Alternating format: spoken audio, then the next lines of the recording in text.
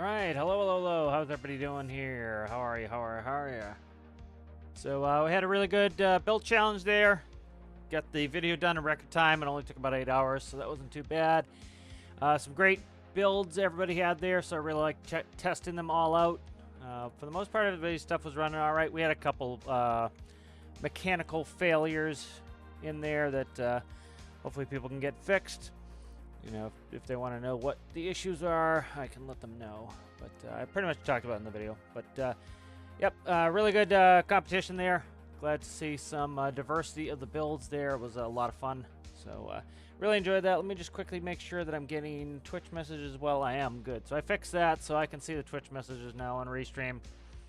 So, yeah, excellent there. So we're going to start out by doing a little testing here. Let me catch up with chat here. Lots of chat. Happy Sunday there, Flat Grimace. How are you? How's it going, Citrus? How's it going there, Alistair? I really liked your bug. Get that hood fixed.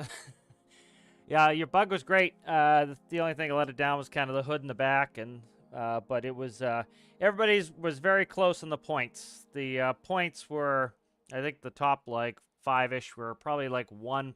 We had a bunch of ties for the points winners. I think we had 3 for points winner, and then I think we had one that was 1 point behind, and it was mechanical issues. So, but for the most part, everybody had great builds there, and it was fun checking everything out. I think it was a cool challenge.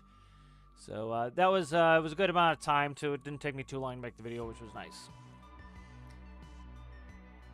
Glad you enjoyed it there, Owl. Excellent. So if you guys have not seen the video, those videos, like I said, that one was the quickest one. Took me 8 hours. So if you guys have not watched it or have not commented or have not liked the video, if you guys would do that, that all helps with other people to find the video. So I appreciate that. That's really the only one I specifically ask you to do that on, because that is a lot of work for me. So I appreciate that if you guys would do that. Anything like comments and likes, all that helps the YouTubes put that in front of more eyes, so that's always appreciated. Let's see, what else we got for chat here? How's it going there, Daisy Expert? He's the expert at Daisy, so do you do the bush strat? I like Daisy, but I prefer Tarkov. I have not played Daisy in a very long time. My last experience with Daisy was going a hell of a long distance on foot, getting to the airport, and then he had like four squeakers trying to get me to do a bunch of stuff, and I just told them no and shot them with my shotgun, and they killed me. And I was like, yeah, I'm not getting played with by other people this time. Well, that's good. Yeah, that's one of the things I like. You know, I'm reading Citrus' comment. You know, he says, see if I can find it again. Yes, very fun, and it led me to create a new vehicle that I can enjoy. That's part of the whole thing too, is like getting people to do a new vehicle, something that they'll enjoy. You know, it's on the workshop, so people can kind of see it and get inspired. And then, you know, I don't like to make it where the vehicle's going to be useless for you either. I want you to be able to actually have fun and use the vehicle, you know. So a bunch of them kicked me off of the top 5 for the Pillock Cramp. We'll go shame those people real quick. Let's shame those people real quick for their sins. I was doing well until the challenge, and then I got screwed. Look. Demon. And look at the poor Pillock Cramp. The Pillock Cramp was here before the challenge. I think it hit 4th for a little bit there, right before the challenge dropped, and then now the poor Pillock's down here in the basement. But that's a good testament to everybody's excellent builds there. So really great builds there. Enjoyed seeing everybody's stuff. You know, a little bit of tweaks here and there. This one was designed to be a little bit of a quicker challenge, so you know,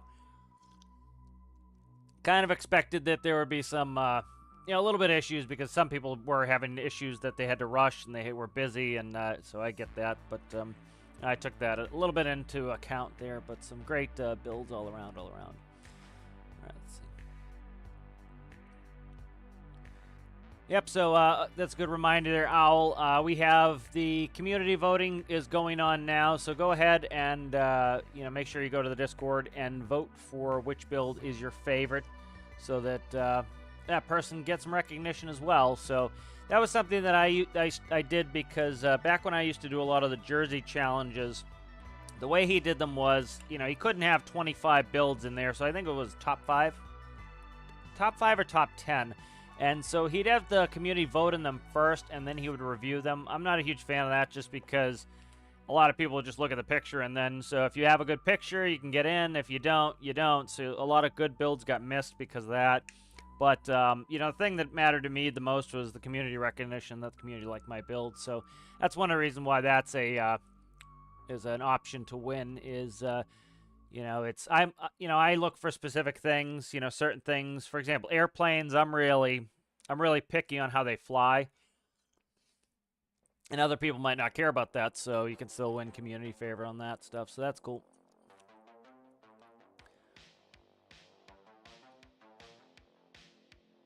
Okay, yeah. Yeah, Steam's been having all sorts of problems. You know, that was like, if you noticed in the post, I put Sergeant Chaos's in manually. That was because Steam just wouldn't upload it. So I've been having issues with that myself, that when I... if you look at the Pillock Cramp, the Pillock Cramp has failed every time to update except the initial one, which is happening. So if you look at, let me find, that's right here. So if you look at the Pillock Cramp, if you go into change notes, these are all the times I've updated it. It has shown that the update has failed every time in game, but when you go to Steam itself, you can actually see the updates. The updates are going through. I had somebody check it, and the updates are going through, so just keep an eye on that your change log if you don't think it's updating. But Steam's been having some issues. For example, let's see if I can find one of the discussions that I put it in. Let's see, where is it?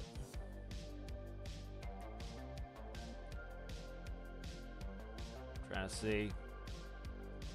Somebody asked for some help, and I put a stormworks boat slow.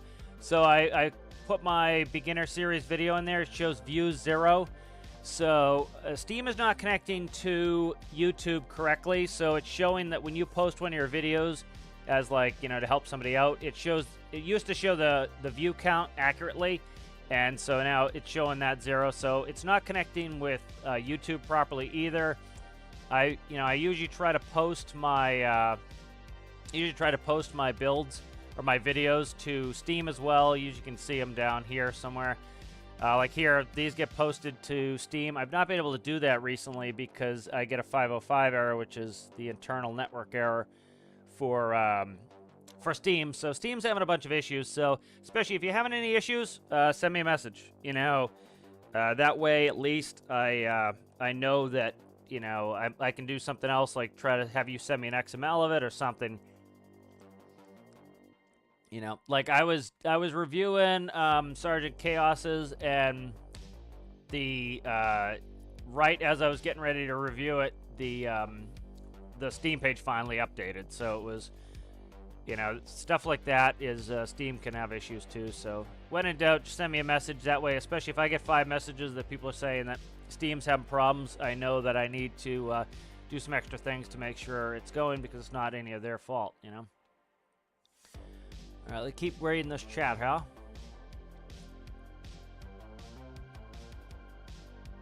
Yeah, I got eaten by Surgeon's Hood. Yeah. I would do a blooper reel on that, but most of the blooper reel would be me getting tongue-tied and annoyed with myself. I had a couple times like, can I friggin' speak English?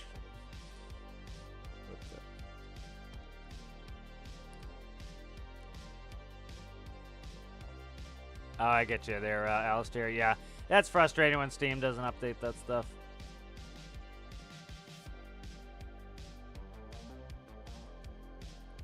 Yeah, there are a bunch of vehicles that you know, I've either driven vehicles close to it in real life, or those vehicles like the Volvo. I've driven other, you know, pretty much the same model of Volvo, but day cab version. I've driven that exact shifter that Raptor made. I've driven the 1979 Ford F-150 when I was not supposed to. That's, I remember my dad, you know, he had the 79 F-150. That's what my older brother, you know, he drove when he was in high school.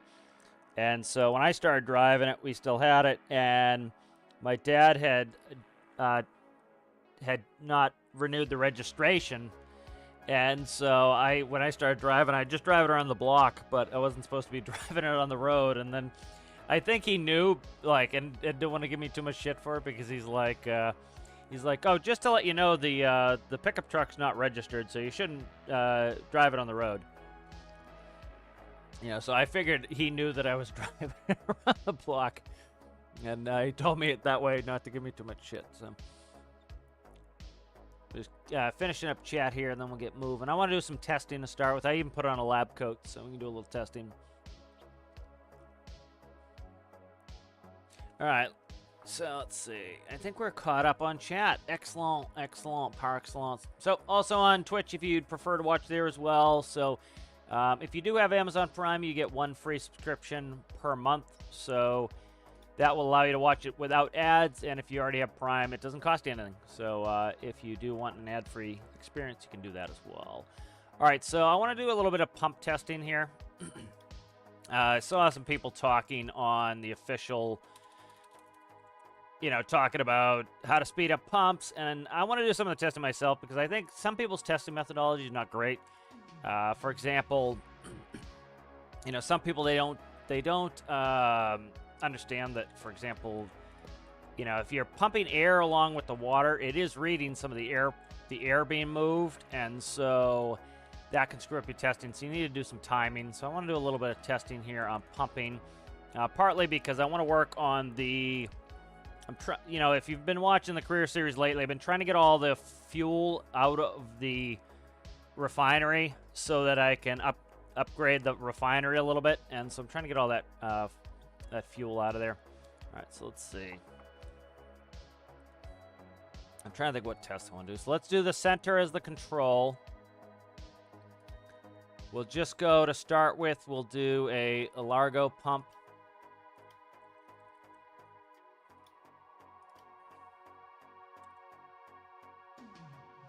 All right, so we'll do larges on all of these. And then we will go. I'll leave a little space, and then we'll grab another set of these. We're just going stock tanks just for convenience.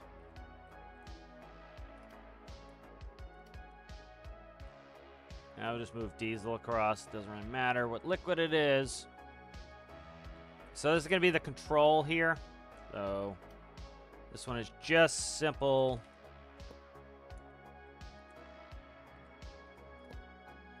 Like that. And we'll ventilate both ends on this.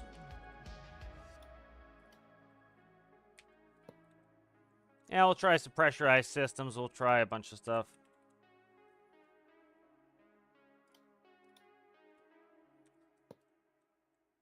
All right, let's turn on city as well. All right, let's go ahead, and I want to get my timer in there.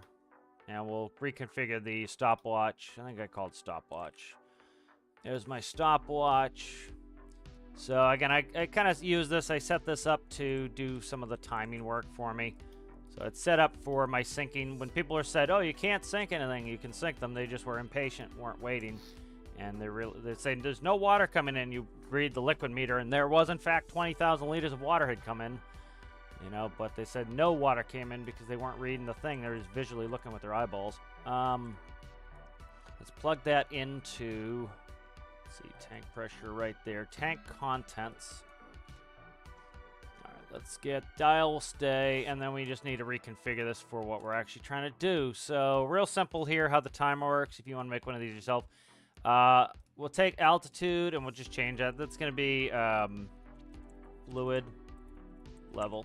All right, fluid level. So we're going to read the fluid level. If the fluid level is less than a certain amount, so what we're going to do is we're going to make it less than 1 liter here.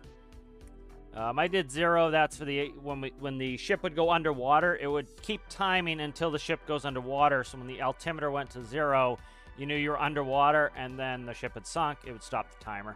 So when we go less than 1 liter in the tank, it's going to stop it. So we'll start the system up. It will click, click, click until the feed tank is at 0. Once the feed tank is at 0, we'll stop it. So it'll tell us, hey, the feed tank's empty.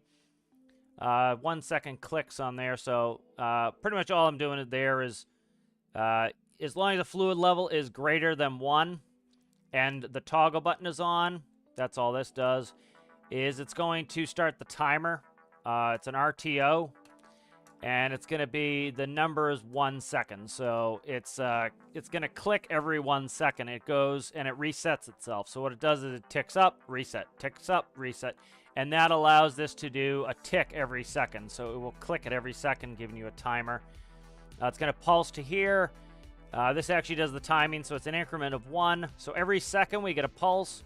That's going to count up to 25,000 seconds. Just gave it a big number, so it keeps counting up, and then it reads out in the dial. And then that will, so it'll tell me how many seconds it took for it to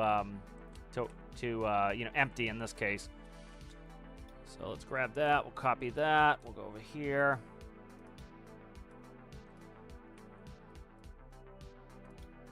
All right, we'll merge those out. All right, good. Then we'll take this, this timer here is going to go right there, and that's going to also turn on the pump to start the test. All right, so first test is the control. So the control here, I ventilated the tanks. Again, you're pushing liquid in there. The air has to go somewhere. The air is going to compress in there, and then eventually, once the air hits 60 atmospheres, you can't get any more liquid in there because, the pump can push at 60 atmospheres. Once the air is at 60 atmospheres, you can't get any more fuel in there. You've reached the max capacity of the pump. Also, you don't want to pull a vacuum. You pull a vacuum in there, right? It's you're trying to crush the container, and so you're fighting the actual strength of the container with the pump. By putting air in there, you're replacing that. Same thing you have to do this IRL. So let's just go test this real quick. We'll do it with infinite electricity. Electricity is not really a concern to us at the moment. We'll do some impellers. We'll do some other tests. But let's quickly start this one up. All right, that's going. Let's see how long it takes to get that filled. So if we look at the tank contents, as you can see, it's going down. So once that gets below 1, that's going to stop the timer. Nice thing with these timers as well is when you're in the workbench, the timer stops. When you get out of the workbench, the timer starts again. So I've done a lot of when I did the ship testing for sinking, I could go work on a build and have that in the background. I could jump out of the workbench, it starts going again, jump back in the workbench. The world kind of pauses when I go in the workbench. So the timer does the same thing. Timer pauses when you're in the workbench.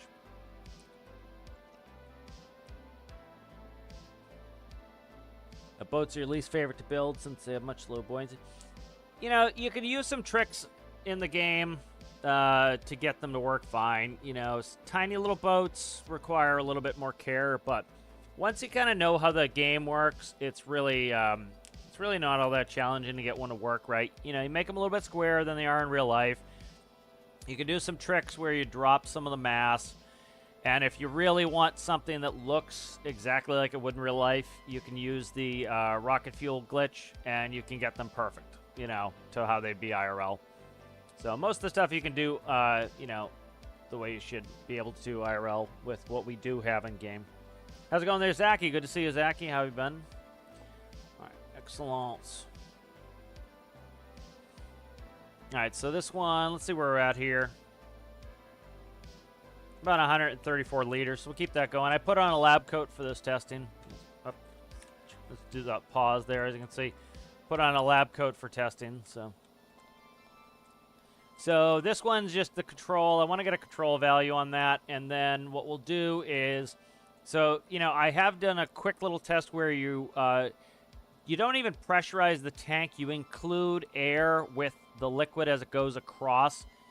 The thing that's difficult with that is when you read the liter per second on the fluid pump, it's showing you fluid in, fluid out. Fluid is both liquids and gases. And so the problem then becomes you can move a large quantity of gases, and so the number is going to look great. It's going to look like you're moving a lot, but you're moving a lot of air. And so like right now we're doing 134 liters per second. Let me take a quick screenshot of that.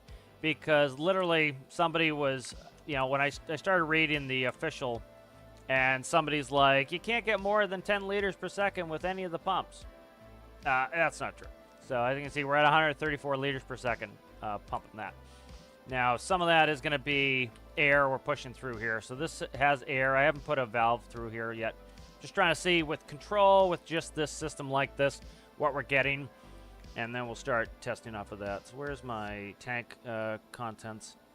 So it's hanging around 6 liters per second. Let's go under 10 because I don't want to wait for that. So let's go change this number.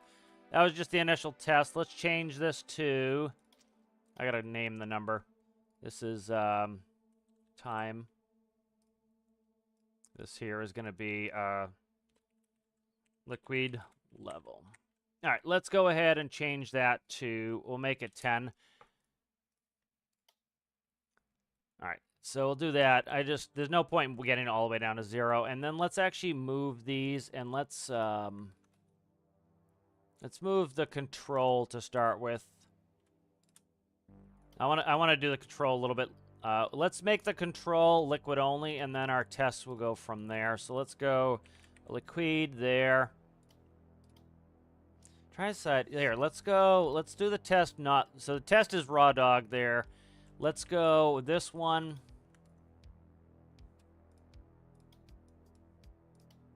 And then I got to change all these. So let's just do this. This is bit. Let's copy that.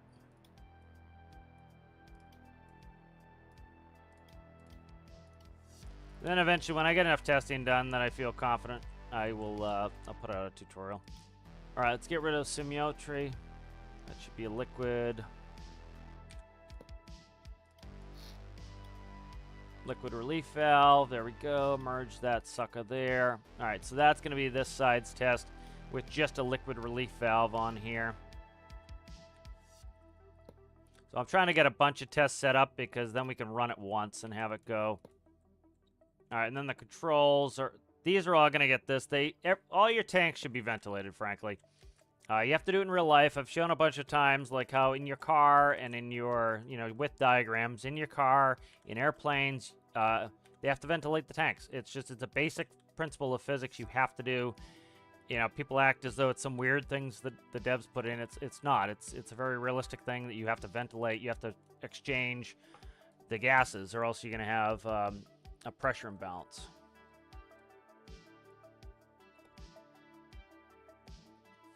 Is there a way to design a system where the water inside a ship would flood into a sink with the water line outside? Like, what do you mean? Is there a way to design a system where the water inside a ship would flood in sync, would flood in, in sync with the water line outside? I'm still struggling also pressures. So what issues are you struggling with pressure-wise? That would be one question. And then like, why do you want it to flood in sync with the water line? I'm not sure what you mean, like a ballast tank? Yeah, it's good to get a little break every once in a while, Zachy. That gets you back interested in things, and you don't get burned out that way. So it's always preferable to do that. Tank contents, where is it? Oh, this one's backwards because of the direction. Always good to take a break now and again. That was good for, like, me playing some other games. It was a lot of fun to get prepared, to get me interested in some different stuff too. All the train stuff in Derail got me interested in this, making trains too. So, all right, let's see what we want to do on this side. So this side here, let's pressurize this side and let air go with it. So let's go like this.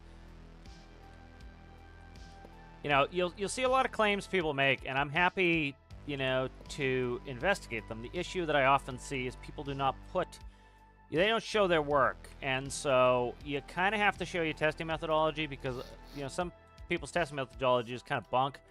And so the issue then becomes, if your testing methodology is wrong, that causes problems. That's one of the reasons why, like, when I do the tutorials, I show each step. I don't do the time warp bullshit. I show you how I've done it. So if I tested something incorrectly, you can then see and you can say, hey, that isn't a great way because X, Y, Z, and then I can refine the way I do it as well. So it's It's always good to show your work, then you know how somebody got to the conclusions they drew, and sometimes the conclusions are right or wrong.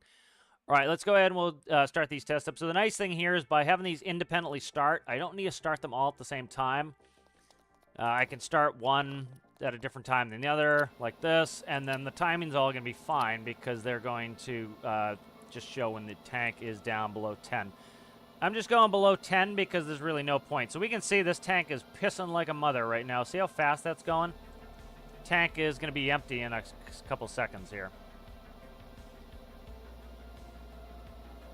All right, so tank contents is going up. So I'm curious what the tank contents is reading in there.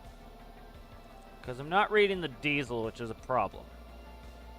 See, the tank contents is going up. So that's going to screw up my test. The timer's not going to work right. But if you notice, we pissed that diesel out very fast. This one here, if you notice, diesel is about gone right now. But this one was the fastest by a stretch. Which makes sense. Again, that's how I do my submarines. When I push the water out, I pressurize the tank. And that is the water, the high pressure air is trying to push the water out. And if you open a door, you when I built the pilot whale, I legitimately made a system that you had no pumps. It was all air pressure.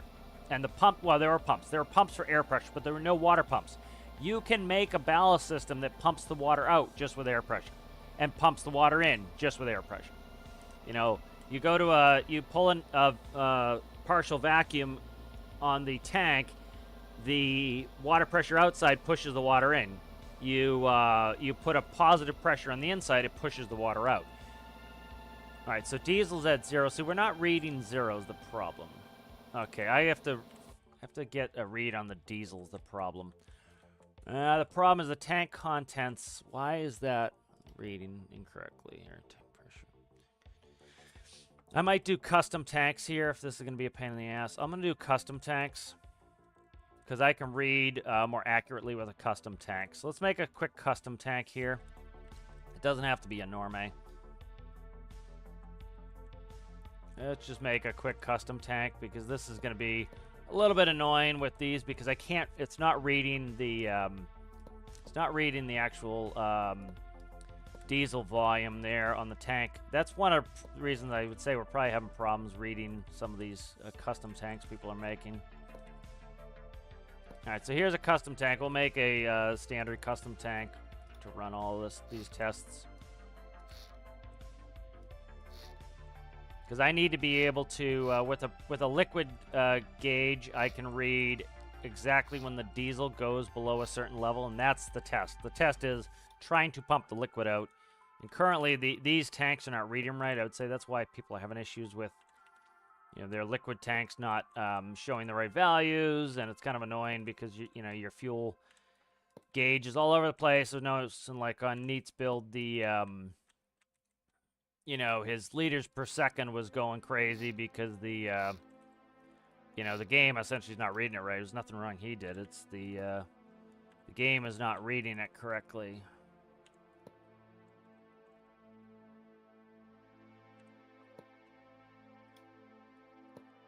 All right, so oh, come on. Don't do that.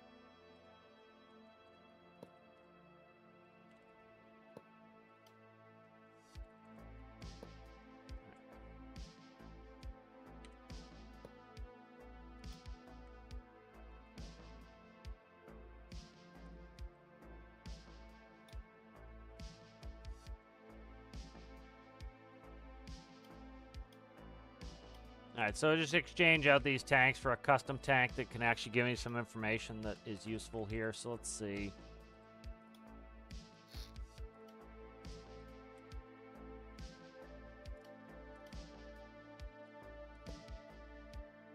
And then I'll make that a pinky block. That way it makes it easy for me to find it. Alright, so and then I need a, this one can have no spawner, that's fine, we'll spawn the other side. I think that's all I need there. Alright, let's take my custom tank here and we'll use this now.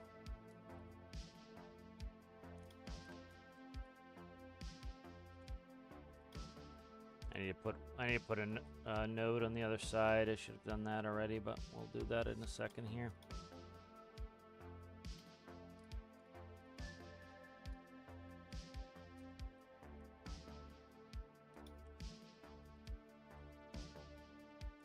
Not gonna interfere now. It should be all right. Yeah, it should be all right. All right, let's grab that again.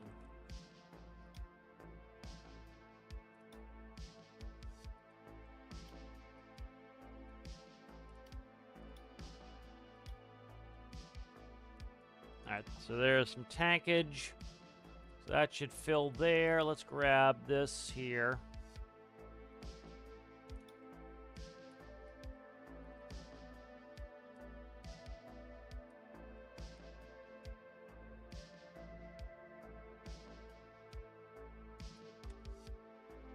What am I hitting on top? It's one taller, so I'm gonna move a bunch of shit. Okay.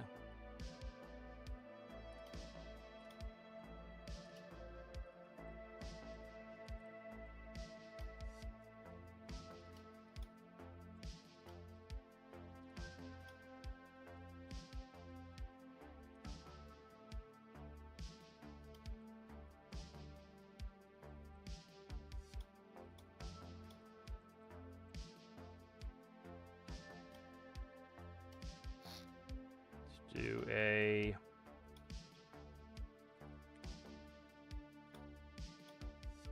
diesel spawner.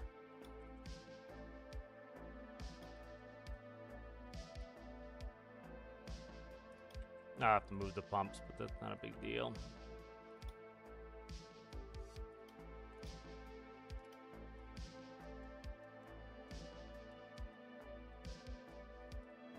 Okay, redo the pumps here.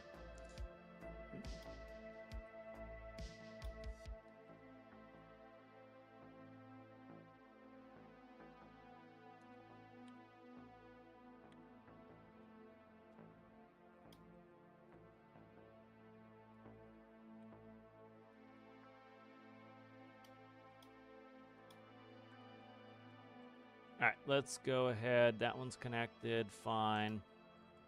This one needs a little bit of love.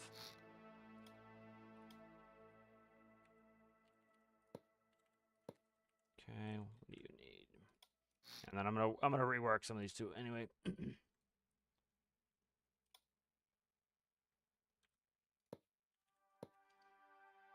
All right, and so one of these, I'll pick this one. This one will get the, this one will only pass liquids through. So this will do passive venting, and it will only pass liquids through.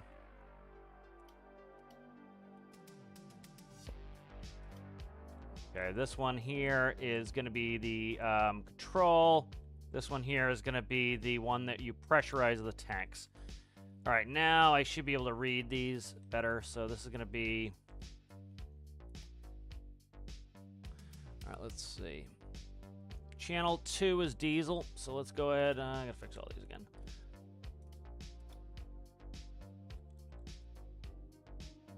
Where is it?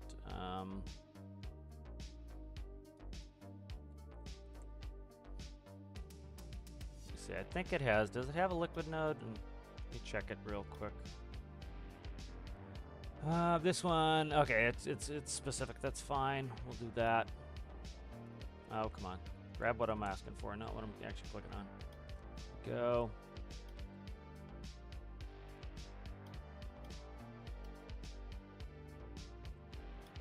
Alright, that will go like that. That will go like that. So this is going to read the diesel level off of these. Shit, I should have finished it first. I keep rushing and screwing this up. Alright, diesel level, I think it was 2. Let me check it again. Diesel's 2. Okay.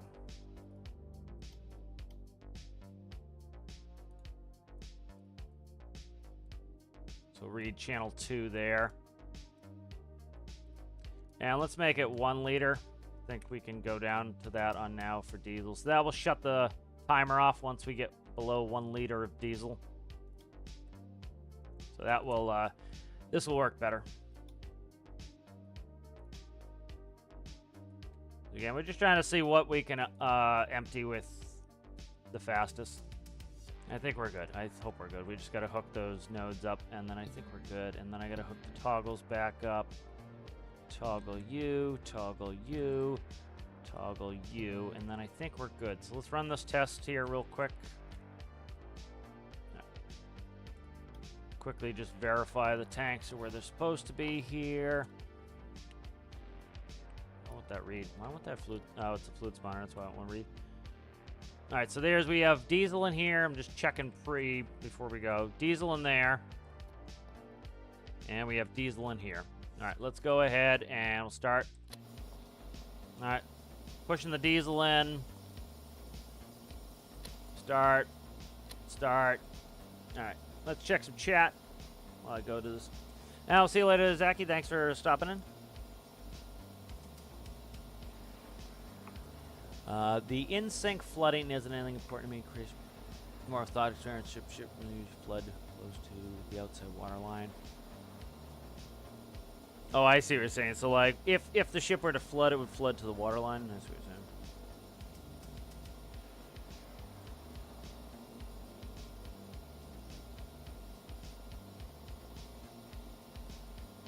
So I'm testing out the fastest way to move liquid from one container to the other.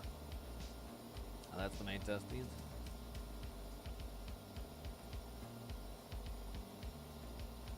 Well, see, this is the thing, Flat Grimace. You say that there's not much water inside. Visually, there is not much water inside. You know, the water will not show inside, dependent on some of your how big your ship is, until the ship is like, you won't see the water coming in, but it's in there, and then at some threshold it comes in. That's the error in thought process. There is like this sinking here. Let's grab the ship. So here's the ship sinker, right? The water will not show until you get a lot in there. Doesn't mean it's not. Fuck, that's the one that blows up. God damn it, I don't want the one that fucking blows up. Where's the other one? Did I not save the other version of it? I've had like 28 versions. Where's the here? This is the ship sink box. This one doesn't have a bomb in it. So again, you open this up, and people will say there's no water in here, and it's not sinking. It is sinking. There is water in here. If you look at the liquid meter, there's 5,000 liters in here. The thing is, the game does not animate it until it hits a certain threshold. So there is water in here. It just doesn't animate until it hits a certain threshold. So like that big ship that I just tested, the bomb goes off. Like that big ship does not show any water in there until you hit at least, I think it was like 20 to 50,000 liters. The water will show. Like, see, this one didn't start showing a ton of water in here until 8,000 liters of water. You know, so the reason you do that, they do that is you don't want to be walking around your ship all the time and having it look like you're standing in 6 inches of water. So if there's a tiny bit of, you know, what we would consider a tiny bit of water in game, like a wave push some water in your ship, you don't want it to look like there's 6 inches of water in your ship all the time. So it's a balancing thing where the devs said, okay, we're gonna wait till, say, I don't know, let's make up a number. 2% of the volume is full. Will show the actual water inside. You know, it's like you can see there's water in here now. We're still getting water in here now. Water's still coming in, but it doesn't look like it's coming in all that fast. Well, it's coming in. Eventually, this sucker will sink, and it will be at the bottom of the ocean. You know, so that was a big mistake a lot of people were making when they say that, like, water is not coming indoors. It is coming indoors. You'd ask, did you put a liquid meter inside to read if there's water? And they go, no, I'm just looking at it with my eyes. It's a game. They have to put in a threshold where you see nothing until this point. And then it will show the water inside. So keep that in mind as well.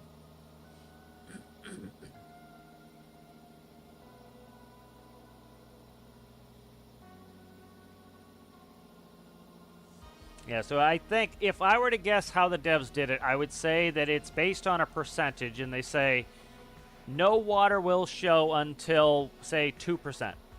Then water show, and then it's a much... somebody put a... Let's see what Alistair's clip is. You get a lot... Oh, the blowing up, yeah.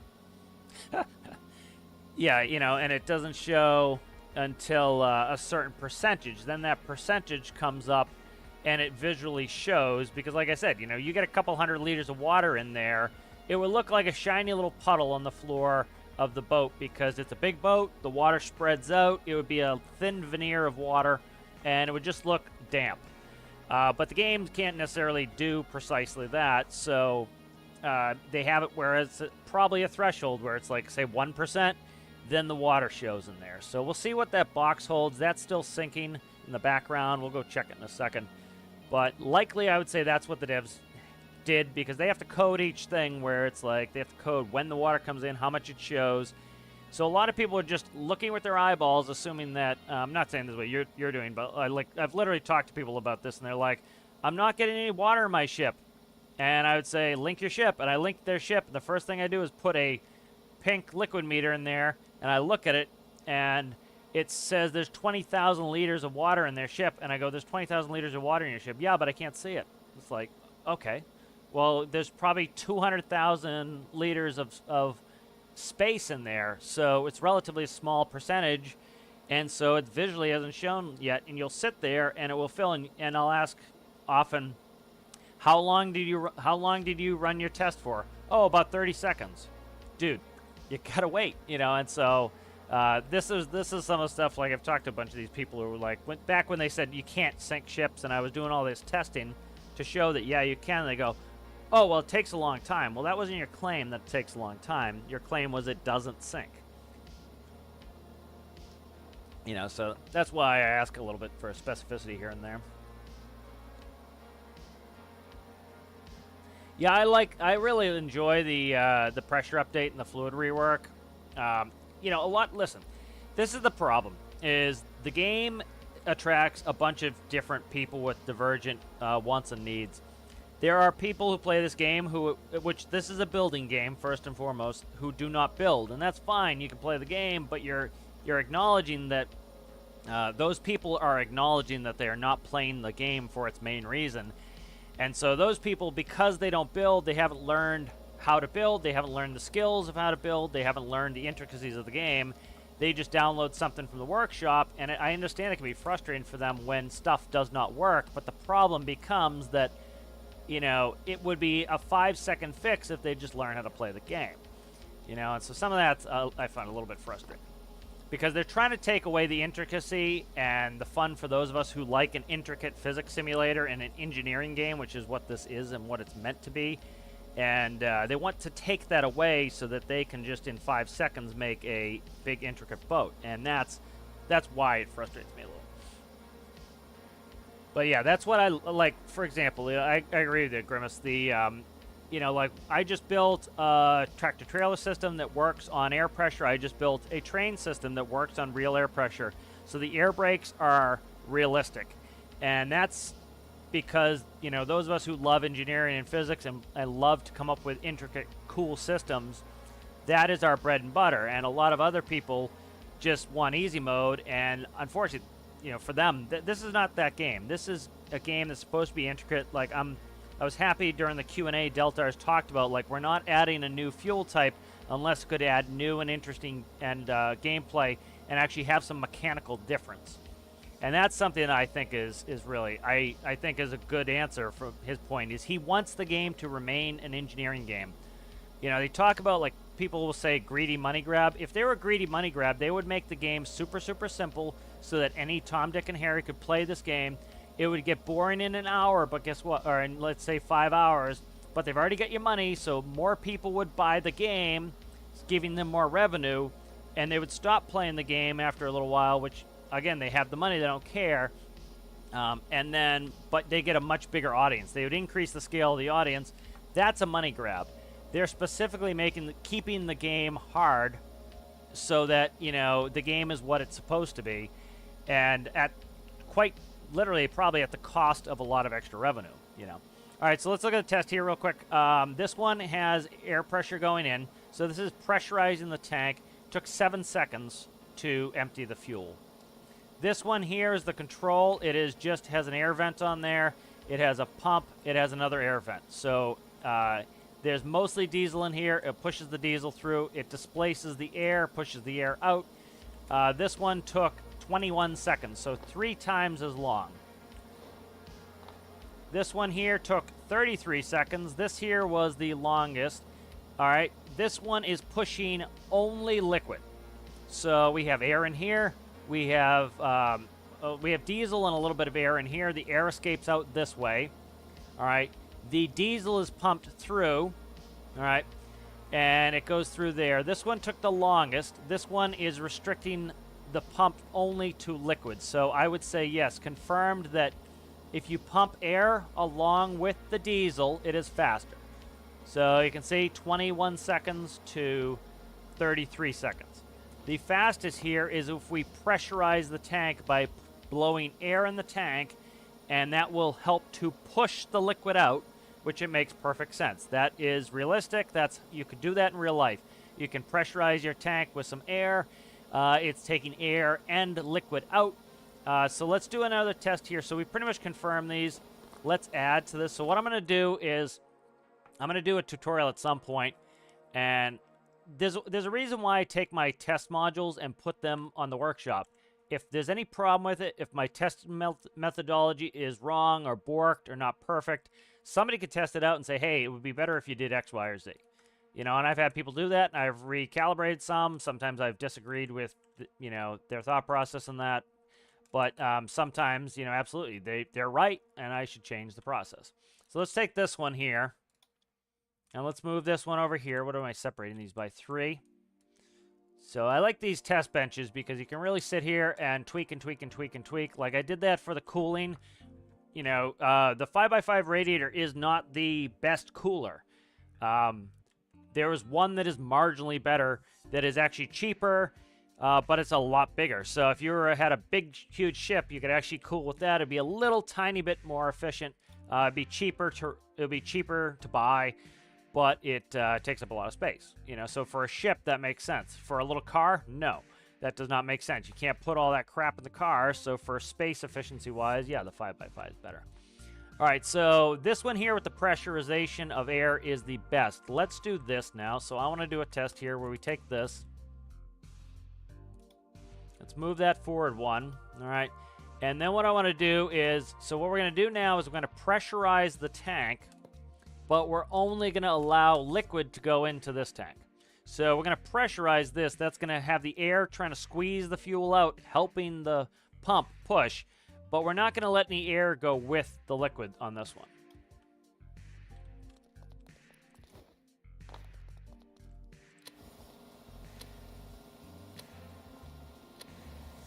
All right, let's go back. So those will run while we're gone.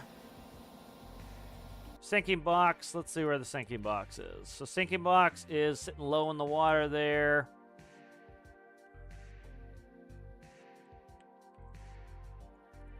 All right, so as you notice, the water is coming up. We're at 18,000 on that.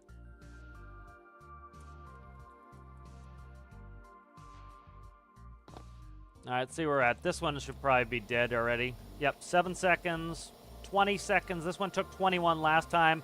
So again, that's only on a second level, so who knows? It could be a fraction of a second, but as long as within a second, I'm happy. 33, 43. All right, so they're all done. Oh, this one's still going. All right, so this one is the same time. This one's 1 second off. This one's the same time. So that could have been right on the edge of being another second too. This one stopped at 52 seconds. So we can definitely see that by doing it this way, this is actually slowing your process down. Yes, it's helping to push the liquid to here, but it is slowing the process down. So right here we can see that it blazingly, by pressurizing the air and letting the air move with the fuel, is allowing us to get the fastest transfer rates. As you can see, 7 seconds. The second fastest is our control at 20 seconds.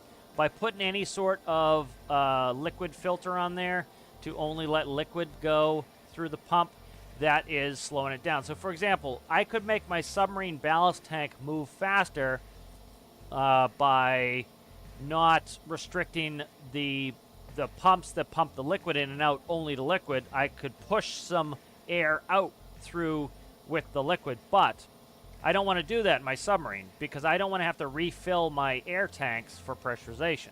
So I acknowledge that I'm saving the air in the tanks, and so yes, it will still be faster to do it that way, but it will be I'm reserving air. So you can see the difference. Like this one here, pressurizing the air, what it's likely doing is clogging something up in the system. So likely what's happening is air is getting to here, it hits 60 atmospheres, and then it's really restricting the amount of liquid that can get through because there's air in the fluid port. So I would say that air gets in the fluid port, right? The air comes to here, and then it says, oh shit, I can't go any further, and it sits in the fluid port. Well, once you get to 60 atmospheres, the fluid port can likely not take any more. And so what's likely happening, perfect, as you can see, that's at 60 atmospheres. Likely that air cannot go through this because that's a one-way door for it. So the air comes in the fluid port, it stops, it hits 60 atmospheres, that's a hard stop. The diesel can still sneak through, but at a very low rate because we're already at 60. So if it goes down to 59.99999, right, it would be 0.00001 pressures worth of diesel can get through. So that would be my guess why this one is slower. Over here, we're pressurizing the tank. We're pushing pressurized air through. Both air and diesel can move together. So they're moving together. The air is helping to push the diesel through, and there's no restriction. So the air comes, it goes like this. It goes with the diesel through, and when we get to here, the diesel stays in the tank, and that excess air pressure can escape. All right, so I've got a test we want to run in this one. Let's run. I've got two tests for this here. So let's run this real quick. You know, some people have to have their oil tankers empty in 0.4 of a second. I get that. You know, I do acknowledge that, yes, some of that stuff, is it, you know, there, again, I talk about, like, gamification of things, making things work in a game. Absolutely, that's important. So, like, is it realistic for a diesel tanker to take 2 days to empty? Yes. Is it good in a game sense for it to take 2 days? No. Is there a time that is too short? Yeah, 10 seconds. Yeah, you shouldn't be able to empty a huge oil tanker in 10 seconds. You know, is 20 minutes unreasonable? From a game perspective, you say, yeah, 20 minutes is probably okay. I would say for a large diesel tanker, maybe 40 minutes to empty would be reasonable from a game perspective.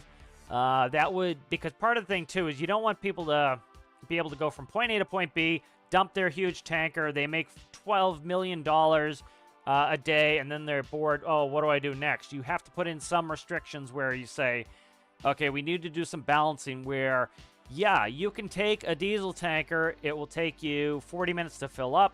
You go to the refinery. It takes you 40 minutes to empty. You come back empty in 20 minutes, so add another 20 on top of there. So we got 40, and yeah, so about 340s there. So we got about 2 hours. So 2 hours round trip, and you've got millions of dollars is pretty reasonable. You put in a ton of time, you get that money, and now you can buy what you want to buy. So that also says, okay, well, if I want to do it really, really fast, what I do is I take a plane, fly the jet fuel up to the military island, I put it in the hangar, and then after 5 trips with the airplane, I then plug in the pump, and I pump from one pump to the other, let it sit there while I'm AFK or doing other things, and then I get money over time passively, and I get the same $2 million in around the same amount of time. You know, so that's part of the balancing pass you kind of got to figure. All right, so this one here, we're pressurizing the tank. It's pushing air with it out. Okay, so let's try something here. What did I want to try? Let's do this real quick. Stop. Let's do this real quick. I'm just using the large pumps as a kind of a control. We could do some tests with the other ones. These can go up to 60 atmospheres. That's why I'm using these. We'll do some impellers. All right, so this one here, what this is going to do is understanding the physics of what's going on here is we're pushing air in here, right? Let's quickly grab paint.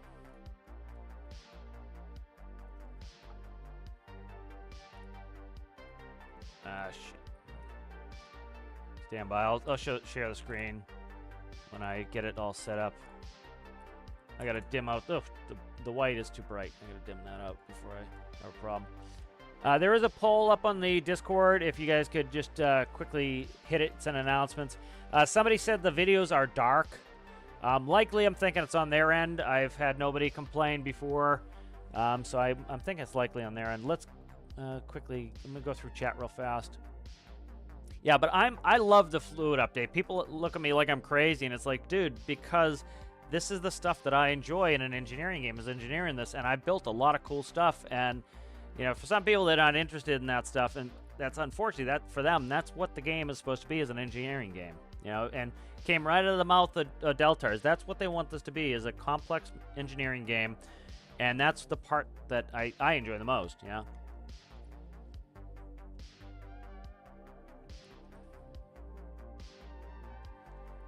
So how long's your mute left for there, Citrus?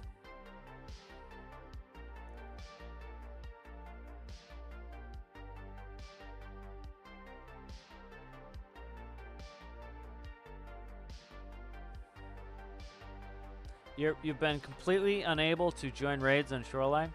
Are you making sure you run your Are you making sure you're running your scav? Run your scav every chance you can, Citrus. There are. Are you reporting them there, Alistair?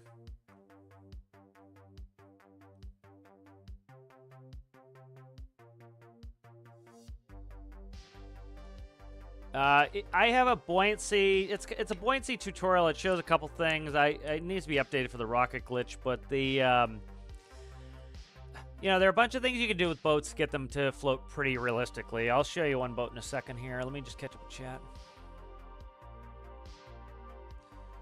There, Alistair's on the official. There was some weird shit going on official when I checked earlier. In general, there was a couple that were just on. See, the thing too is the main mod on there is the auto mod, which the auto mod is as good as the stuff you put in there. Like, the auto mod's caught, I think, 2 bots the entire time it's been on. I did update it. Carnival gave me something that helped me update it, but the you know, the auto mods are the main kind of thing you get running on Discord, because there's no way you could have somebody flipping back and forth through every channel and instantly reading everything, and then you get 28 different, you know, like every time I forget to switch my screen over, I get 28 messages.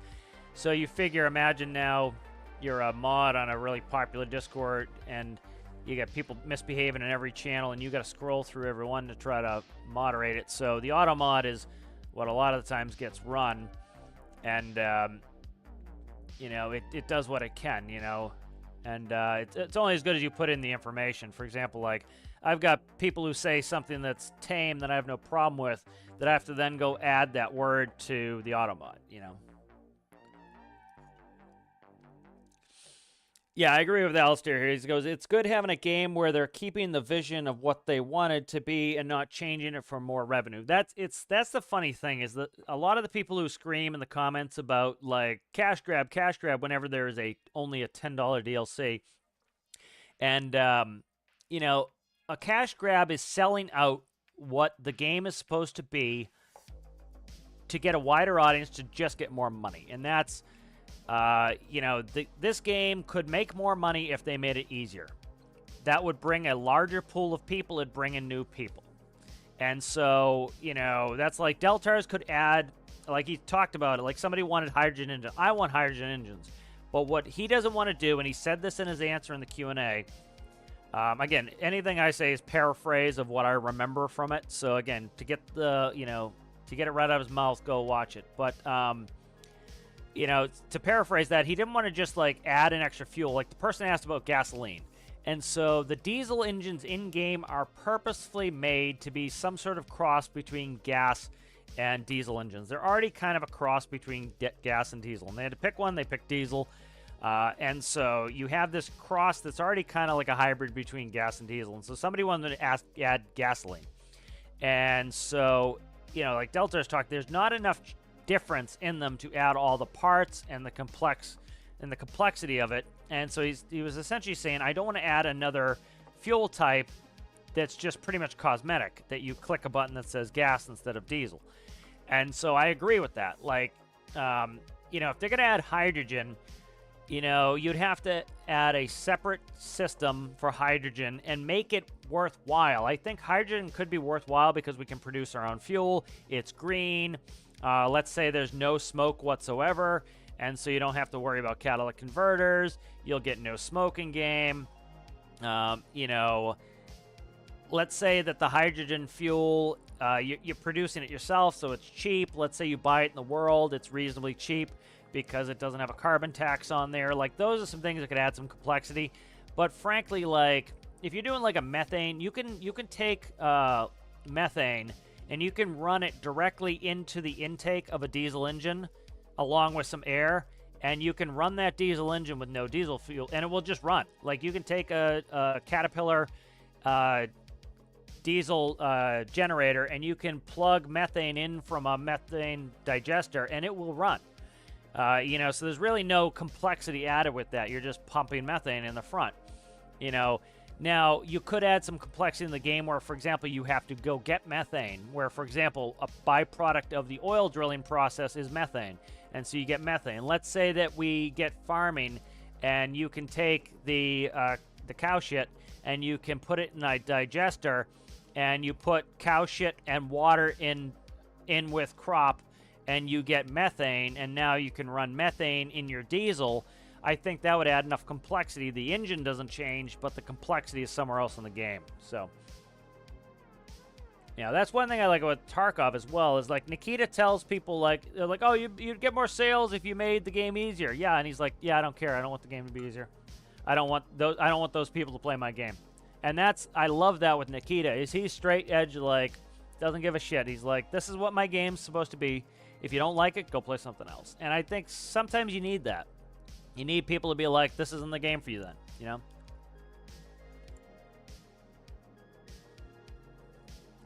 Yeah, that's, let me see. Did they get booted yet? Or what channel are they in Citrus? I'm not going to go police their thing, but I was going to say I could send a message to, the mod chat. I forget what it's called. Let me keep reading through chat. I'm going to try to catch up on chat, and then we'll do this quick little thing here. Thank you there, Flat Grimace. Good to have you in there.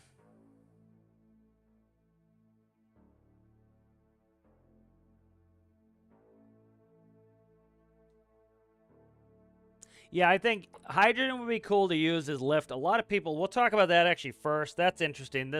Somebody put a comment, not last Wednesday's, but the week before. But let's talk about how essentially, let's talk quickly about how lighter than air gases actually work with lifting. So let's quickly do this. Let's do, oh, I don't know, let's say 5%, 10%. Let's go ahead. We'll go bleh. We'll go.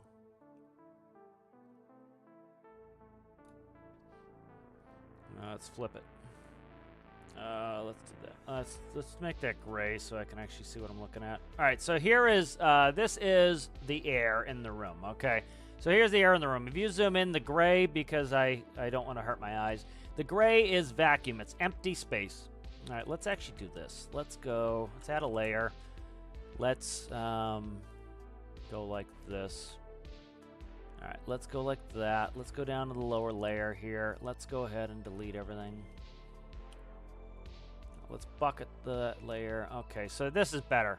So this is an actual vacuum. The background here is nothing. These little dots, that's actually the little molecules of air in the room. So that's your air in the room, all right? So your air has a density, right? That density, I put it as 10%. All right. So let's go ahead and we'll go to layer 2. Let's go ahead and we'll make ourselves a balloon. And we'll go ahead and we'll do a filled shape. And we'll fill the percentage at 5. I can't see it. Let's see. What did I do wrong here? Let's see. Oh, let's do this first. Let's go. Let me get rid of this. Let's do solid. Okay, there's the solid. That's why. Okay, that's why I didn't do what I wanted. All right. Let's do 5. Let's go to outline. Okay, there we go. We've got the outline. Let's flip it. And let's make the blue red. All right, so this is now our balloon here, okay? So we've got this balloon, all right? And so outside here, we have a density of 10. I put the fill percentage at 10. So in this group, we have, like, if you look at the area here. So this area here, there's 1 molecule of air in that much space, all right? So that's the density of the air. Now, if we go inside of here, this is hydrogen. Now, we shouldn't be able to see the blue dots. So I dick that up a little bit, but we shouldn't be able to see the blue dots. But if we go ahead and we look at this, this is a balloon full of hydrogen. All right. Now, this balloon full of hydrogen is at 5% density. So what's in the balloon of hydrogen is less dense than in the air. And so what's going to happen is, think of it like marbles, right? So you have all these marbles, these blue marbles in here, and you have this balloon full of less blue marbles. So the density is lower. So what's going to happen is if it's at the bottom of the room, the marbles up top, all the marbles on top are going to try to fall down via gravity and go around and fill in this space that it can't fill in, which is inside the balloon, right? So what's that going to happen is you're going to have a squeezing force. Right, so as you, let's go on layer 3 here. Let's see, let's go arrow, filled arrow, let's go solid color. Let's go ahead and we'll do raha. So, why can't I see you there? Where's my line?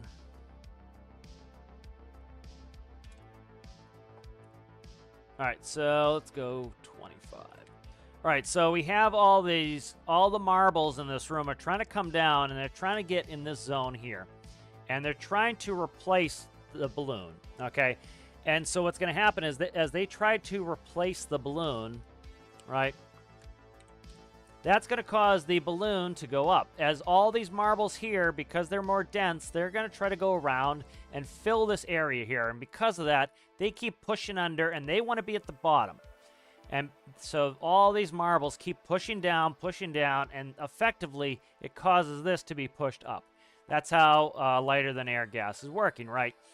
So somebody on the comments 2 weeks ago talked about, oh, I've tried pressurizing an empty volume with 40 atmospheres of hydrogen and it still won't float. They're completely backwards. So ideally, the thing that would float the best, right? Let's delete that. The thing that would float the best is a vacuum balloon, all right? So a vacuum balloon is completely empty, all right? So a vacuum balloon, let's go solid color on that. Let's go. All right, so this here is a vacuum balloon. Notice there are no little dots in this. This is completely empty, all right? The vacuum balloon is empty, all right? There's nothing in there. Same principles happen. There is absolutely nothing in there. That's what a vacuum means. Vacuum is nothing. All right, so the molecules of air, all the little blue dots, they still want to go down. That would push this up, right? Because there's nothing in there. All this blue wants to get in there. They effectively go to the bottom and they displace it. That's what displacement is. They're pushing it up. A vacuum balloon would work best. But the problem is this. As you see, I had to thicken the walls of the balloon because you have nothing pushing back against all the air. So the air is going to crush this. So what's effectively going to happen is your balloon is going to look like that. It's going to flatten your balloon right out, and so that displaces nothing. That's just going to sit, right? You have no surface area on this, effectively. You have a little bit of surface area in the bottom, but effectively what's going to happen is this is not going to go up or down. This is just going to sit there like a dummy and do nothing. And so in a perfect world, if we could make a super, super strong, super, super light container we could put a vacuum in here and it would float better than hydrogen, right? Hydrogen has a mass. Vacuum has no mass, right? So a vacuum will work better than hydrogen. All right, so in a perfect world, that would work. The problem is, in order to make a container strong enough to fight the air pressure, right? The air pressure at ground level is 14 pounds per square inch. So let's say if we said this has 1,000 square inches on there, right? That's going to be 14,000 pounds of pressure trying to crush the container. So we need to make a super, super light, but also a super, super strong container. And that's why this doesn't really work. And so if we go back to the hydrogen, there's a reason why hydrogen is put into things. It's, you know, there's a reason why they put a extremely flammable gas in balloons. They didn't want to do it, but they had to do it because that was the only way they could keep the container from getting crushed. So now what happens is you take a mylar balloon, very, very thin foil, and you fill it with hydrogen. And what's going to happen is the air is going to push on the outside of the mylar, right?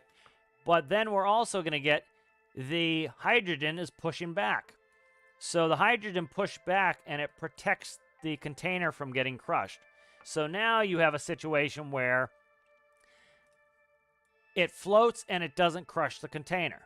Now we have helium blimps that are not as good as hydrogen. Let's get a periodic table going. So the person's whole thought process of increasing the pressure is wrong. All right, and you would actually want as little hydrogen as possible in that balloon. So you want to put the very least amount of hydrogen you can have. Hydrogen here has an atomic weight of 1, right? Helium has an atomic weight of 2. All right, so let me check. No, actually, is it 4? 4. It would be 4. So, you know, if we go off the atomic masses, again, the reason why they use helium is not because it is better than hydrogen. They use helium because it doesn't blow up. That's why they are using helium. All right. Now, you could theoretically make a lithium balloon. Lithium is at 6, right? But, again, it's going to be more expensive. You'd have to, you know, get a lithium gas. Lithium is not gaseous at regular pressures. So let's find, like, the next gas, okay?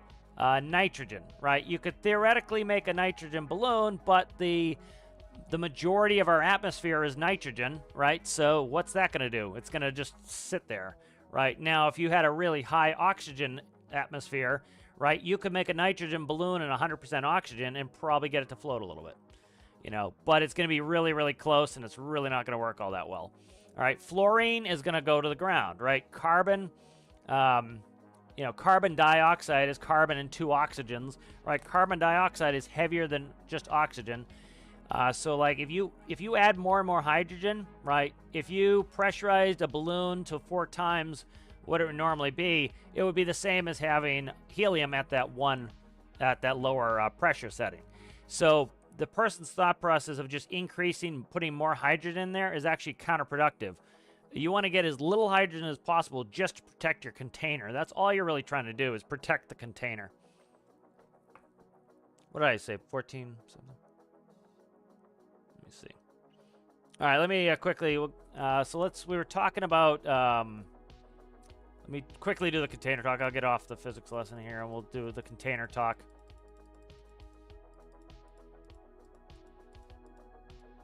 All right, so again, you have this room full of air, right? And then what we want to do is let's grab some let's make the containers that I put in game. All right, so let's go. All right, so here's container 1, right? Here's container 2. I put them on layer 2? I did. Okay, good. So here are 2 containers, right? So what we're doing is we're letting the air pressure come in here, all right? And let me see if I can do it without. So what we're effectively doing is we have some water in here. All right, let's see. Solid color. Let's go blue. So we have some well, it's diesel. Let's just, what the hell is going on there? Now, let me see what solid color. What's going on here? Why is that not filling? Let's see. I don't know why this layer isn't filling. Anyways, we'll just talk about it. I'm not going to bother doing the graphics. It takes too long. So really simply here is by pushing more of these marbles in this it causes that air wants to expand. It wants to go to its natural stasis. And so it's going to expand, and it's going to push down on the liquid and help it get out. And so then the problem becomes, as the liquid comes in here, it wants to push up, and it wants to compress the air. Well, every action has an equal and opposite reaction, so as you push the air up, the air wants to push back down, and it makes it harder to get the water in. So that's why we put a relief valve on there. So by putting a relief valve, it now allows you to let the air out. So I'm on layer. Did I put these in the background? I don't know what the hell, why I can't delete these. Okay, there we go. I had something selected, that's why. All right, so as the air pressure increases in here, it's trying to get out of the container to equalize, and it's also pushing on the diesel.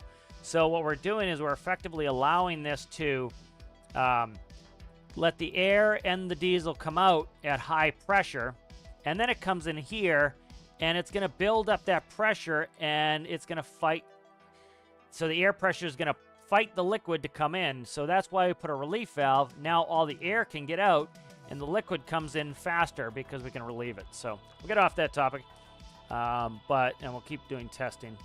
But does that make sense? You know, if you understand the basics of the physics, you can get these things to work pretty well in games. So what I added on here is, so my prediction would be this, is by adding a second pump here, right, what's going to happen is the air is going to come in here, and it's going to pressurize. We're going to put more of those air marbles in here. Those air marbles are going to be pushing on the liquid. This is going to turn on and open. Now we have high pressure liquid and air coming through. They go in here. All right. Now, as the high pressure air is in here, eventually it's going to push down on the liquid and make it harder for the pump to push through. So in this case, we have an air relief valve. That allows the high pressure air to come out here and equalize with the air pressure outside. So 1 atmosphere inside, 1 atmosphere outside, high pressure inside. It wants to go from high pressure to low pressure. It equalizes.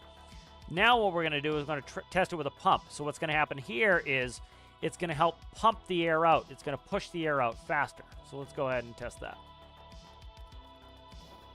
So we expect that one potentially to be faster. Now, where it might not be faster is if the fluid port has a limit, where the fluid port can only let so much air out so fast. All right. So let's run this test. Let me catch up on some of this stuff here.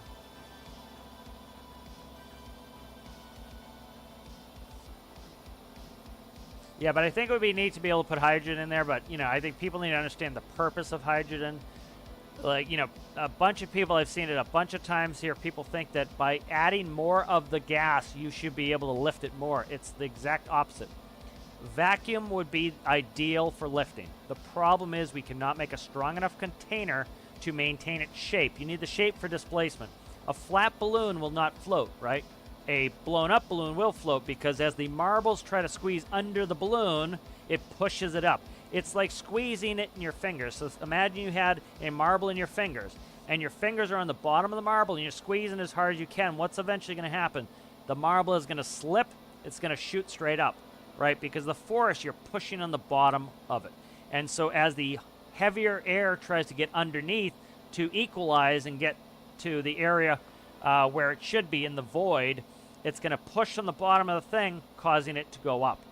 And so a vacuum balloon, if you can make a magical vacuum balloon where the container was infinitely strong and infinitely light, doesn't need to be infinite, but let's say it was super strong and super light, a vacuum balloon would outpace hydrogen every day of the week because hydrogen has a mass, vacuum has no mass.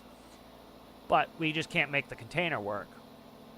You know, we have problems with hydrogen. Hydrogen is incredibly leaky because the molecule is so small. You have to make a container with a small enough weave that the hydrogen can't get out. You know, hydrogen is incredibly leaky.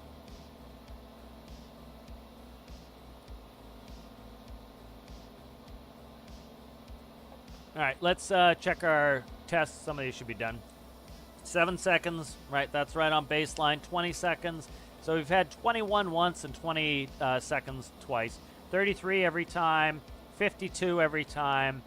7 seconds. All right, so notice the difference here, 7 seconds. Okay, 7 seconds, 7 seconds. All right, so this setup here is not any faster. All right, So let's copy this one. Let's see. I want to test a couple things here. So, excuse me, pardon me. All right, so let's grab this one again. All right, so this would be, I would consider a waste. It's a waste of electricity. It's a waste of parts. It's a waste of space to add it in this way. Now, the limiting factor, again, that doesn't mean this is useless. What this means is the limiting factor is likely, in my estimation, the fluid port. So let's test something out here. All right, so we've got that. I think the limiting factor is probably the fluid port. All right, so let's go ahead and let's go like this. And we'll run this test, and we'll see if that is likely it. So we'll copy this, and we'll push that like that. All right, and let's go ahead and we're going to bang in a fluid port here. So now if this one is faster, what that's telling me is that the fluid port is likely the limiting factor because only so much can go through this fluid port at once. All right, so now we've doubled the fluid ports. So in theory, if the fluid port is the limiting factor, we should have, in a perfect world, double our output on this one. So let's run it. And then the other thing to do is put more relief valves. Can I get this one faster by just adding more relief valves? So these are dead ends. I'm pretty much just using them as controls to make sure they're getting the same consistency and results. Well, let's see, 7 seconds, done. This one goes up to 20, so we expect 8 more seconds on this one. How's Tethy's been? Tethy's, I haven't really touched Tethy's too much. I'm testing the fastest ways to move liquids. So this one is a 33-seconder here.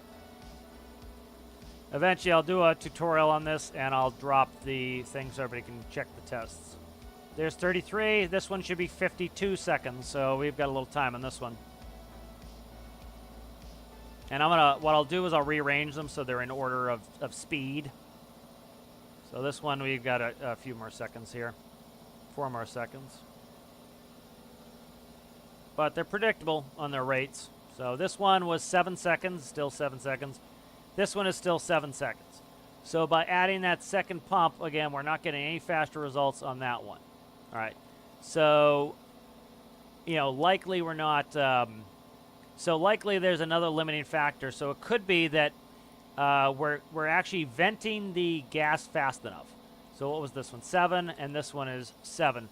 So likely we're venting the gases fast enough, or if you understand the way that the devs did the pressure, they allow us to pressurize liquids. IRL, you can't pressurize. You can't compress a liquid. You can pressurize a liquid, but you cannot compress a liquid. So I think they're using the pressurization of liquids for a number of reasons, but it's good in the sense that you can simulate pressurized liquids by, actually compressing them, if that makes any sense. So this one's 7. This one has no pump. This one has a pump. This one is 7. All right, this one here is double pump, still at 7. So likely we have a limiting factor somewhere here because I've tried getting that gas out. Now, since everything will pressurize up to 60 now at max, let's run one quick test here, and let's see if we can kind of confirm my supposition here. Do these... I should put barometers on here. I can read the pressure off this. All right, so right there I can read the pressure. That's 30 atmospheres there. That is... low there. So my guess would be this is the reason why this one is pretty much equal to the pumps is if we never hit 60 atmospheres in this container, if we never hit 60, there's no point in pumping it out, frankly. We need that pump to get the pressure down. So what would happen is if this container here hits 60 atmospheres for any reason, this pump cannot overcome it. It's going to slow us down to a stop. And so if this never becomes 60, we really don't need to pump the air out. We can just let it passively come out. So let's test it real quick. We'll only get 7 seconds. So watch the atmospheres on there.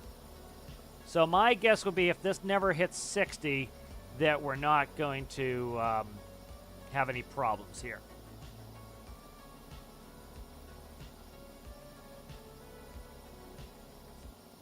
All right, see, we just hit it there, and let's see, what's our liquid at? All right, we're already empty anyway. So we're empty anyway. So what I really need to do is stick a friggin' barometer on these. I should have done this in the beginning. Let's put a barometer on all these because I want independent pressure results.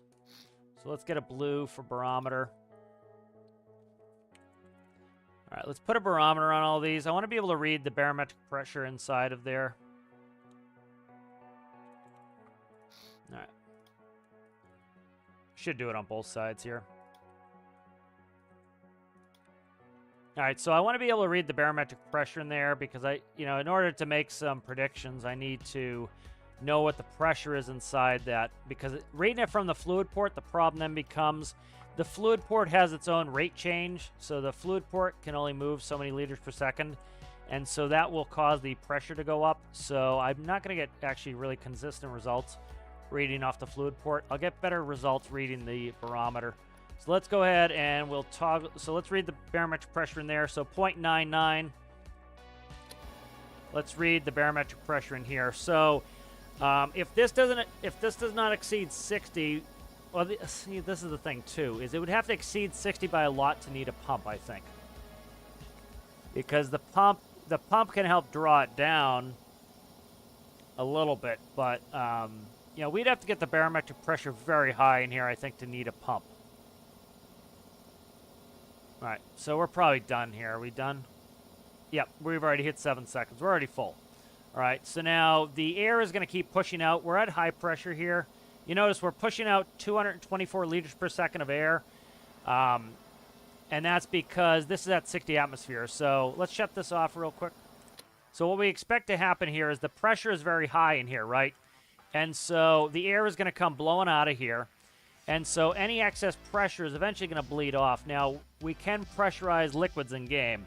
Again, it's not realistic, but we can pressurize liquids. We can't compress them. So effectively what they're doing is, I think they're using that compression essentially as pressurization. I think that's essentially what they're doing. The reason why I think they did it is, again, you would be able to pressurize the air and you would be able to clog a fluid port, and you need the pressurized liquid to be able to equalize the pressure of the air to push the air out. And I think that's why they're doing it, is I think it's a clog avoidance, frankly. All right, so notice we're starting to lose gas flow there, and we're starting to get to a essentially equilibrium here. So once this equalizes, we know what the pressure that the liquid is at. So the liquid is likely compressed to around 30 atmospheres. You notice we're pretty much pushing almost no air out anymore. So if we read this, my guess would be that we're very, very low on air in here, and we're mostly liquid. I can't read it with this one. I have to read it with the other one. But liquid capacity is 250, and fluid capacity is 250. Liquid capacity, or liquid level, is 208. So 208 liters in this is diesel, and the remainder, 41 and change, is air. So that is equalized. So we have about 41 liters of gas in here, and we have about 208 liters of diesel in here. And the pressure of the liquid is at 29. All right, so the pump is off. Before, when this was really high, what it was doing is it kept blowing air through, and it was just blowing the air right through. All right, so now another test to run here is, what we'll do is, let's add a second fluid port to see if we can get more gas to equalize faster. Now, we're down to 7 seconds here. That's pretty damn fast. I'm pretty happy with it. But, you start scaling this up. You get bigger tanks. You want to unload an oil tanker. That's when it starts to become, we might want to find faster ways to do it. Because, 7 seconds sounds great. You make this 200 times bigger. You start to really get, you're going to have to wait to unload.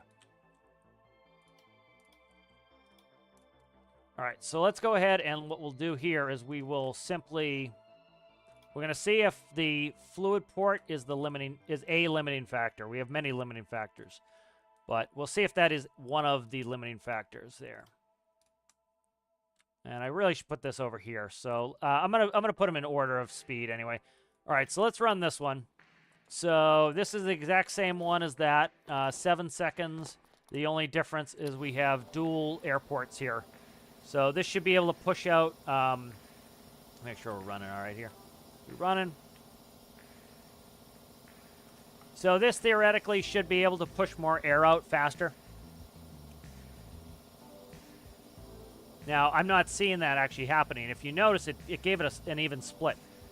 So likely the reason why, if we have an even split, if we still get 7 seconds, my guess would be this is it's pressure-based. So what's happening is if you have one fluid port and one gas relief on here like I have, and it's at 60 atmospheres, it's going to push a certain number of liters per second out. If you have two, what you're doing is you're splitting it in half. So now what you're doing is it's effectively like you're taking that 60, and now each of them is running at 60. They're still running at their max at 60. Let's see if this is 60. Not quite.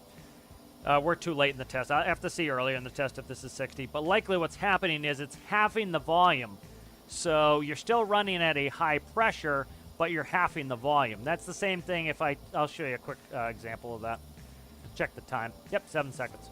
All right, so 7 seconds. So let me try to run an example here. All right, so let's talk volumes and pressures of gases. Let's do... so let's take some of these gas tanks. This is... Let me see what a small is. All right, there's a small. And there's two small... Oh, piss off you. There's two smalls. All right, so here's a small. Let's grab a pressure sensor. All right, this is going to be a little bit different because by putting any piping on here, the pipes are empty. So some of the gas is going to be able to escape into the pipes, which will change the pressure. But for all intents, you know what I'll do here? Let's do this. Let's do, here, let's delete, piss off you. Let's delete you. Let's grab you. Let's cut you. Let's go like this. I didn't mean to cut you. I meant to copy you. Let's go like that. Let's try to get this test as close as possible. All right, we'll make some predictions here first. All right, so we have one tank, two tanks. Same number of pipes. The pipes, they have nothing on them. They're sealed, essentially, so nothing's going to escape. The reason I'm doing this is some of the air is going to escape into the pipe. That will drop the pressure of this. So it'll screw up the test if we don't have the same piping amount. So what we're going to do here is this one's going to be 100% air, and these two are going to be 50s. All right, so to make a prediction on this, right, we have 100% air in here, right? So this one is a certain volume of air in a certain amount of space. This one is double the volume, and I've halved the pressure. So let's go ahead and take a look at them. All right, so there's 32, and there's 20. All right, so let's see. Let me check, make sure we're actually right on the money here. Let's see, let's try to see what our volumes are here. Does it have just stored gas? I see it's not showing it in liters. I'm trying to see what it is in liters. That's part of my issue, is I'm trying to count the liters on there. See, the problem is this one, let's see, oxygen, nitrogen. Yeah, these are a little bit off, I think. So essentially, the test, it's not running correctly because this is not putting the same amount of air in, even at 50%. So like this, essentially what I'm doing here is I'm taking the same amount of air in here and I'm splitting it between two tanks. As you increase the volume, you should decrease the pressure. You know, you're trying to squeeze fewer marbles you're allowing the same number of marbles to exist in double the space, essentially. So the pressure should drop. The problem is, even though I have this one at 100 and these at 50, I don't think it's that precise, because you saw the numbers weren't adding up to perfectly half. So, like you see there, it's we have 315 oxygen, and here we have 204. So we're actually at 408. And we're at 315 here. If we look at the nitrogen, we'd have 1540, 104, 14. And so here we have 1186. So the problem is this one's actually overfilled at 50%. Let's drag it down a little bit. Trying to get them even. So what was this? Let's do 315 divided by 2. 315 divided by 2 is 157. So we ideally want 157 per in here. Let's go ahead and run it. That's still high. So likely, I think it's adding extra stuff in there. It shouldn't be really adding.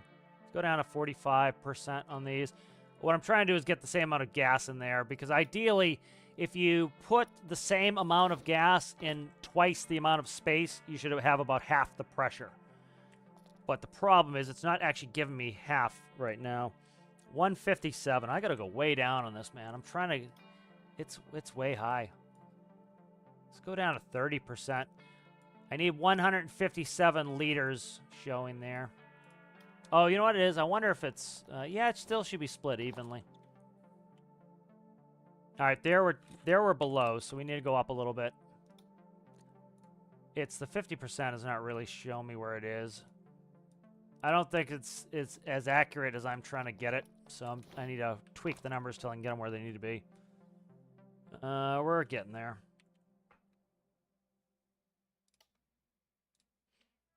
Could just do it with a PID and a valve and make it work, but I'm trying to just kind of demonstrate the concept. So by increasing the volume, you can drop the pressure.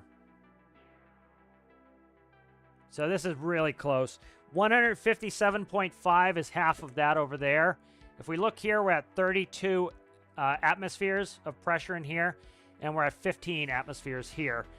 So what would that be? That'd be 31.6, 31.6? 31.6. So we're really close here. And so essentially, the whole principle I'm trying to show you is that if you take this gas cylinder full of a certain value of air, in this case, let's just go off the oxygen. Yeah, let's just go off the oxygen because the relationship is still the same.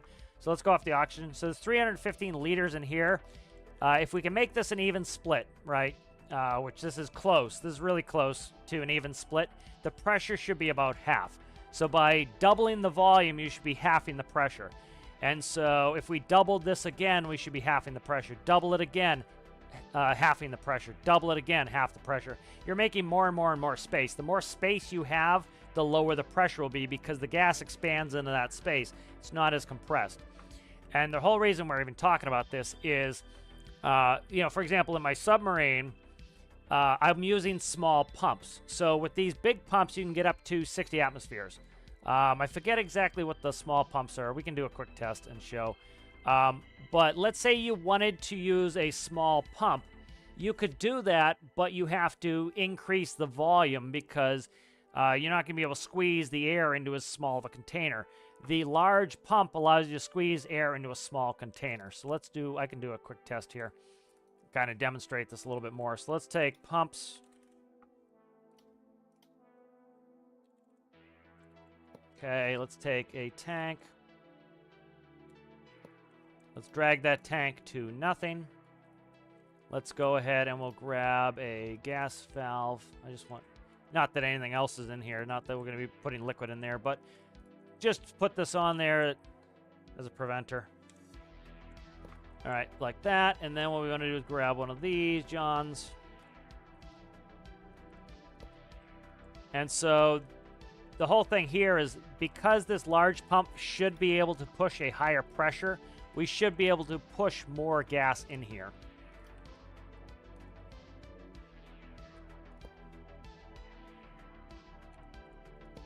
All right, so let's go ahead and get toggles. Just do one for both of them. All right, let's start that up. So these act as valves too. As long as they're off, they shouldn't be pushing anything in there. So pressure's at 0, capacity, we notice we have 0, 0, nothing's in there, 0, 0, nothing's in there. All right, so theoretically, we should be able to push more air in the one with the bigger pump. This caps out at 11.16. I knew it was around 11. So once we hit 11, the pump cannot overcome the pressure in here. The gas has gone in. The marbles are all in here. The marbles is an equal and opposite reaction, right? So you've squished the marbles in there. Well, the marbles are trying to push back. And once you hit the max pressure of the pump, which is 11.2, you cannot put any more marbles in there. This one here can go to 60 atmospheres. If you look fluid out, 60 atmospheres. As you can see, we're at 60 atmospheres. We have 590 oxygen. We have 109 oxygen. Okay, so to kind of simplify and show you what this point's all about is bigger pump, not always better. Bigger pump allows you to get to a higher pressure. A higher pressure allows you to cram more shit in there.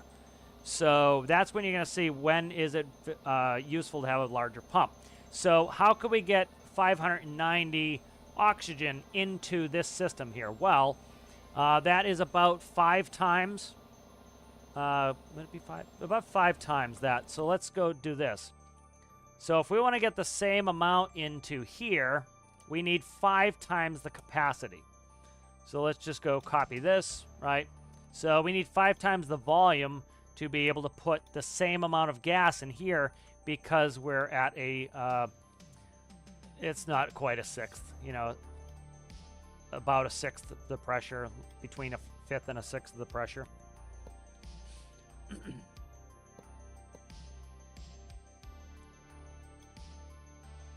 Right, now this is going to be a little bit off too, because the piping will take some of this volume here, so keep that in mind. The pipe will take some of the volume in here.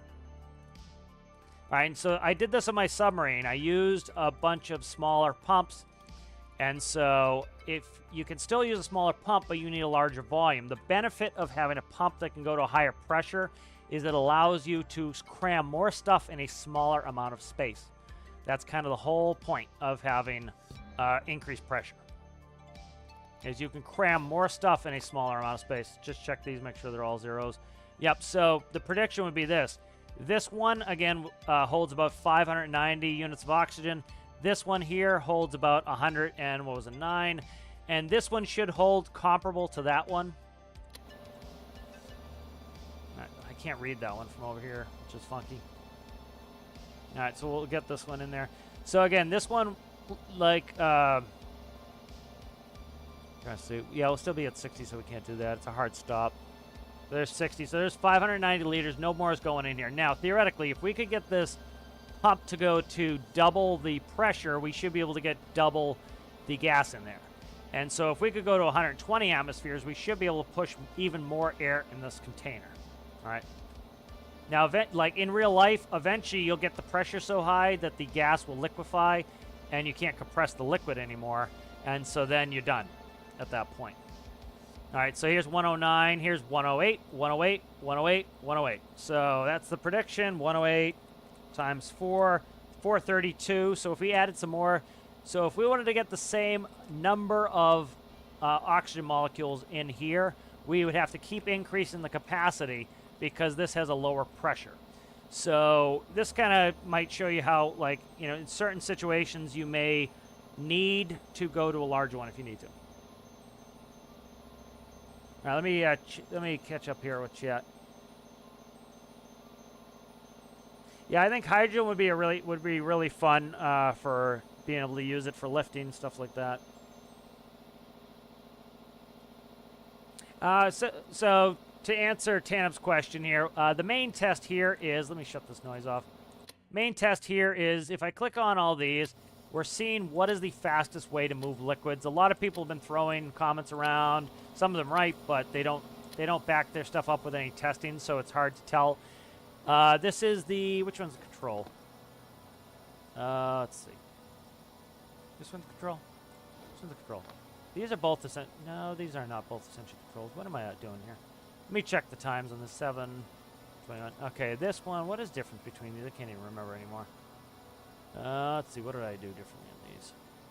This one's pumping pressure in. Okay, this one is pressurized here, so we are pressurizing the air, and so we're putting high pressure air in here to both push out the diesel, and it will travel with the diesel. Main thing is we're pressurizing this cylinder. This one will empty in 7 seconds. This one is passive, It lets air in at through the fluid port, and it pushes it out. And this one takes 21 seconds to move the diesel from A to B. This one takes 7 seconds.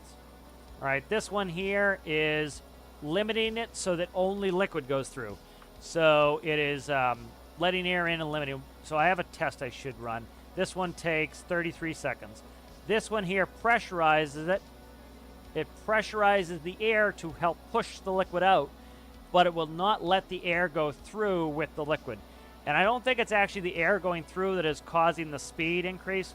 What it's doing is, once the fluid ports hit 60 atmospheres, it clogs it. So what we're essentially doing here is we're limiting only liquid through, and the air is clogging the fluid port, slowing it down. This one takes 52 seconds. This one here is also trying to depressurize the system, so it goes through, and it's trying to get the air out faster. And it's also trying to suck the liquid through. This one here has no increase in speed. This one here pressurizes the air. It lets it through. This one is trying to suck the liquid through faster and push the air out faster. This one is still at 7 seconds. This one here is using multiple fluid ports, still at 7 seconds. So you can see, so like just some people are just like they throw more fluid ports on stuff thinking that's going to help. You know, if you notice, it's really not helping there. So that's the main test here. We'll go do some career build series in a second here. Let me catch up on chat. How's it going there, Strakes Games? Or Strakes Games, how are you? Was that driving first time I drove? Ew, automatic. How's it going, Amanda? Good to see you, Amanda. Yeah, so, you know, some of this comes into play with understanding some of these basic principles of by doubling the volume, you're halving the pressure, essentially. And it makes sense, right? You're not cramming as many marbles in. Think of pressure as counting marbles, right? We'll go back to this super fast. But really quickly, just think of pressure as counting marbles, all right? Don't do that. Cancel. All right, so all you're really doing is the more marbles you stuff in this area, the higher the pressure. Okay, that's the main thing you can think of. So if we go in here and we take a solid color and we go to percentage 5, right? We dump in 5% marbles. That's how many marbles are in, say, standard atmosphere. All right. If you want to increase that, right, you go to, let's go to 10. So that's double the number of marbles in the same volume. That would be double the pressure, right? If we increase that to 20, right, now that is double the last pressure. We double it again, right? That is now double the last pressure. So the pressure is going up, up, up, up, up, up, up. Let's go to 90. There's 90%. We have still a little bit of empty space left. Most of it's crammed in. This is when you're going to reach a hard stop. 100% is at solid color. And bingo, once we've hit 100%, we cannot cram any more marbles into that space. It is full. It cannot have any more marbles. We're full. That's pretty much what pressure is, right? And then if you want to back off in the pressure, let's say let's say this is 60 atmospheres, right? Let's go by the game numbers. This is 60 atmospheres, all right? That is 30 atmospheres. We're at 50% pressure, all right? Let's go down to 25%, right? That is going to be a quarter, right? And then we go to a third of that, right? That's going to be a third of a quarter, right? And so that's how you can kind of visualize this and understand what's going on. And so, like, you know, when we did that test where we tried to pump the air through faster, again, I think what the limiting factor is that we have the limiting factor is the fluid port, and so, or the pipes. You have the fluid port is full. It's at 60 atmospheres, right? And so you cannot possibly get anything else through. So it's trying to pump air along with it. Well, what happens is the fluid port is now full of air, and to get a liquid through, what you need to happen is you need to, let's go to 1. In order to get the liquid through, why that one took so much more time is essentially what's happening is as you delete a space out, you now, so essentially what you're doing is you're freeing up one block, okay? This is all full of gas, And now you can get 1 block of diesel to go through. I gotta go the other way. There we go. So you're able to put 1 block of diesel in there, and that 1 block of diesel can get through your fluid port. So we could run a quick test. Let's run this quick test, and then we'll probably call it quits on this for now. I think we've kind of gone through quite a bit of good stuff here. So let's say, for example, so let's see. Another thought process is this. Let's take one of our best performers. Let's say our best, most efficient performer is this. It does not have any frivolous pumps. It is the minimum of what we need to get 7 seconds of passage, essentially. So let's take this one. Let's copy it. And let's try to get faster results here on this one. And so we have fluid ports are likely a limiting factor, right? And so let's just double everything. And let's see, not everything, but let's double a bunch of things and see what's up. These are now in the way. Let's go like this.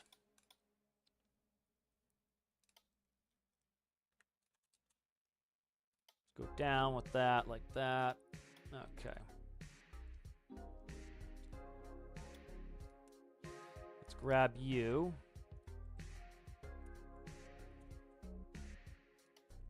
Put that over here. Put that there. Let's grab you. We'll cut you. We'll move you over here. So let's see if we can do it. Now, again, we might reach a cap there where we essentially just, you're going to get to a point where it's limited. It could be by pipes. It could be by fluid ports. Let's see. Grab you over again. I didn't go into impellers or anything else. Again, I think we're going to run into limiting factors of the fluid ports before we see any benefit with other, using other things. I could test impellers at some point, but the whole point, I think the limiting factor is probably going to be the fluid ports. And so you can try to put more stuff on, but you're going to need more ability to get the fluid ports up to 60 and run at 60, essentially. And once you've hit 60, it's a hard stop coded in the game. You're not getting any faster than that. All right, so let's see. That is double the liquid flow, but the problem is we need to keep moving the same volume of air through as well, so we need to double that up likely. So let's see if we can beat it. And the other thing, too, is, again, you talk about efficiencies, we can make things very efficient in the world, but there's a cost for everything, right? So you can make a car that's got 100 miles to the gallon, right? There are plenty of motorcycles that have 100 miles to the gallon rates, but how much is it going to cost, And so these are all concerns you have to think about, too. And, so we'll see. If this is now 6 seconds, is it worth us doing all this extra shit for an extra second? Well, if you're moving a small amount, probably not. If you're moving a huge amount, yeah, it might save you 20 minutes. So it depends on what your other conditions are. Right, so this one's going to be double pumping the air, double pumping through here. We've doubled the fluid ports. We have one single on here. I probably should have doubled that. Let's double that first. Let's double the fluid port. We want to make sure this air escapes at the same rate. So essentially everything here, all the movable parts are essentially just doubled. And so we're going to run this test and see. Now, I don't think we can get double the results. I don't think we may not even get lower. We'll see if there's another limiting factor. Well, let's go ahead and test it. We'll see how it's running. All right, so let's run the control. This is our new control for what actually works the best. This is the control with nothing, but this is going to be our best runner. So there's 7 seconds. We are should be empty now. We're empty. Timer stopped at 7. Just verify again. We should be empty of diesel. All right, let's run the double banger here.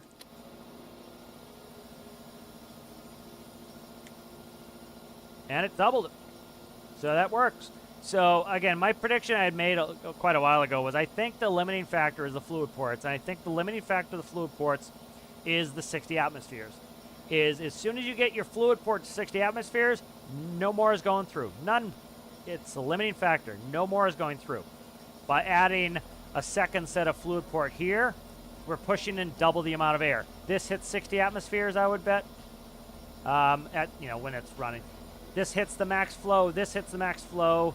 And then these two here, they're double the fluid ports. Those go double. And then this is pushing out double the air. As you can see, we're down to 3. So that one makes perfect sense that is going. Try a quad, see if we can get it down to 1.5. So again, it depends on your use case. If you're using a huge 400,000 liter oil tanker and you want to speed it up, likely doubling your system up, tripling, quadrupling, 16 timing it is going to make a lot of sense for you because you want to get that time down. If you're doing something small, do you have enough space for this? Probably not. You don't have enough space to put double these in, double all this bullshit, double the piping, double the porting. You're probably not going to have the space for that. So we could try some other tests. I'll keep running this test later. I'm not going to keep doing it now. But for example, like we could run this system. We could put 4 of these. Does that speed it up? That's a good question there. So now this is our new fast boy right here. This is our fastest one to move that diesel. So again, this will be good. I'll do a video on this once I've done enough testing so people can just kind of look at the examples and understand how to build their systems. I wasn't going to do this too until the devs kind of stopped tinkering, which I think they're pretty much... Oh, shit, I didn't mean to do that. I think they're pretty much there. I think it... we're never hard-locked, but, for the most part, I think we're pretty close to, like, where they're like, yep, it's running how it's going to run. And I think it works fine. It's... people will complain that have absolutely massive oil tankers, and I get it. It takes you an hour or 2 hours to do your oil tanker. I did a test, 29,000 liters, took me 13 minutes. I think that's perfectly reasonable. 29,000 liters of diesel is $90,000. 29,000 liters of jet fuel is $174,000. You're able to sell $174,000 in 13 minutes. I think that's pretty reasonable from a gaming perspective for balance.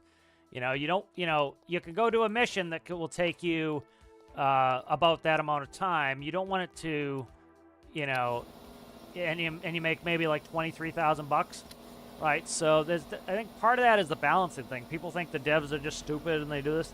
I think part of it is they're trying to balance their game so that, it gives you a reason to go move oil sometimes or to go sell oil. It also makes sense to go do some missions. If you make it so that you can make money too easy, then it makes everything else useless to do almost. All right, so this is still 3 seconds. So you can by doing this step progression test like this, you're seeing that these are not the limiting factor. That's not limiting you. So it's not like the air is getting trapped in here. That would show you, yep, it's the air getting trapped in here if this was faster. It's not, so we know it's not the air getting trapped in here. So a little test like that, you can see. If we did quad pumps, could we probably pump faster? Yeah, I bet we would. If we did quad pumps, we'd probably pump faster. So like we've already learned that adding pumps on this end is not helpful at all. It doesn't do anything to us, right? These did not go any faster by adding that. This did not go any faster by doing that. This one did not go any faster by doing that. So you see a lot of people keep spamming these, thinking that's going to increase the rate. Nope. Likely we've doubled the pressure, which allows us to double this. Let's do a test here real quick. I want to do this test now. So let's do this, and then we'll call it quits on this testing business. Take a quick coffee break, and we will we'll go do some of the stuff we need to do in game. All right, so there's the doubles. All right, we got all our doubles. All right, let's try this. Let's leave the doubles on that porting there, and let's do this. All right. So now what we're doing is we're doubling the pressure in this tank, and we're seeing if it's going to go through there. Now, likely what's going to happen is we're going to hit 60 on this, and it's not going to go faster. It could theoretically go a little faster, but I think what's going to happen is, again, this is hard locked to 60. As soon as that hits 60, we're done. And so with 2 large pumps pushing, I'm thinking we're going to hit 60 atmospheres really quickly, and then it's up. Let me check, make sure I plug this all in. I think it's good. Let me just double check it. Okay, that's all set. Yep, we're good. So let's run that real quick. So again, we've got this down to 3 seconds now to move that diesel. And I'm thinking this one's not going to be is probably going to be slower because we're not at 60 yet. It theoretically could be. Let's see where we're at. See, we haven't hit 60 yet, so likely this could be as fast because we haven't hit 60 yet. There we're at 60, so likely we're done. Let's see, what's our timer at? 5 seconds, 3 seconds. So, yep, you can see eventually what happened was this hit 60, can't go any faster. By having 2, remember this explanation over here. If you double the volume, you half the pressure. So by doubling the pumping volume, we've halved the pressure. So we hit 60 atmospheres later in this one. In this one, we hit 60 atmospheres sooner. And because we hit 60 atmospheres sooner, right, we slow down. That's why it's at 5 seconds. This is at 3 seconds, all right? So, you know, if you want to pump ultra fast, you need to keep that pressure as low as you can. Now, I was hoping that something like this, where you decrease the air volume, is going to decrease the pressure, but it didn't work that way. All right, so let's go ahead. I'm going to save this, and I'll do plenty. I've got like 20 more of these I could do. So this is, let's say, a fluid transfer test. So there's a bunch of things. I got the caps lock on from Tarkov, so... If you see me, ever see me type like that, it's good evidence that I was playing Tarkov because you use caps lock to slow walk.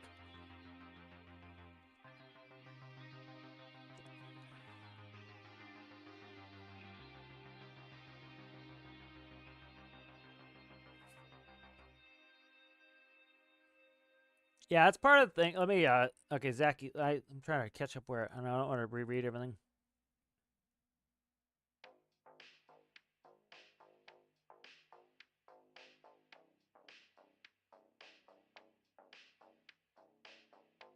Yeah, that's the thing is, you know, it's you know, us as players put ourselves in the first person perspective and always try to say everybody plays like me, and you got to get out of that. I keep seeing that in the comments where people like, you know, we want this. No, you want that. Speak for yourself.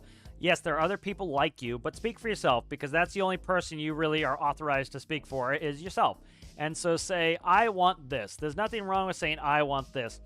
You know, you're just trying to like, you know, you're just trying to glom on and trying to like overinflate your opinion by doing that. Just say, I want this. I think this would be better. I think people need to get in the habit of that. That would help a lot.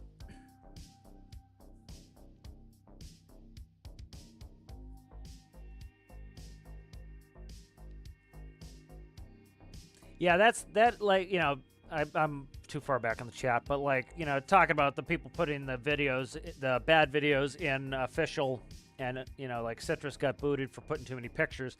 You know, that's all Autobot, the auto mod. It's the problem with the auto mod is that it, you know, it's got a hard rule, and it's a dictator if you think about it, right? As soon as you hit hard rule, bingo, done.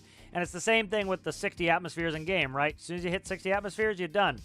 And so, you know, it's one of those things where it's like, you know, as I've been working with this auto mod for you know, trying to get it fixed on my server is, you know, you might put, you know, I'll say the name, but there's Hitler videos in the official. And so unless you go in the auto mod or the auto mod is preset to block that word, it will allow it. And then the auto mod might have another setting that says, oh, if you post more than 6 pictures in under 10 seconds, you get muted. If you post over 7 in under 10, you know, if you then do it again, you get a month off. If you do it again, you get a month off. And so essentially what happens is you put 12 pictures in while you've hit tier 1, 2, and 3 of punishment, and bingo, automod kicks you. Do they actually intend that? No, they probably say, you know, they intended for, like, literally I've watched people who, like, spam messages in the vehicle showcase, which are supposed to be pictures, not messages, and they might spam 20 of them and they don't get booted. And it's all the way the automod's set up, and it sucks because it's an automated system, and the automated system is only as good as the parameters you put into it, you know?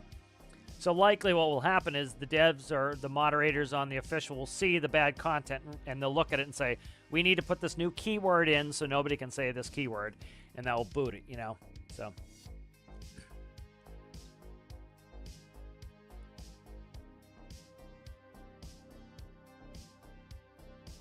yeah, what do you mean down here? Yeah. I very rarely use this. It's very much a preference thing. Like Owl's talking about, he wishes he had more ability to put more stacks of blocks down here. I have not changed these blocks in a very, very long time. I do a lot of click to get blocks, so I click to copy. I do a lot of click to copy. Like I'll have blocks all around, I'll click to copy. That's something I do a lot of, to copy the blocks that I want. And then I do a lot of searches. It's something to deliberately slow me down, like, you know, so I get fast on the searches, and then like I use 1x2s all the time. Those stay in. I use 1x1s. The other ones I just quickly search for or grab. Now once I have them, I know where they are in the build, so I grab them. But personally, I don't use one of these trays, but I can understand for other people the trays are important.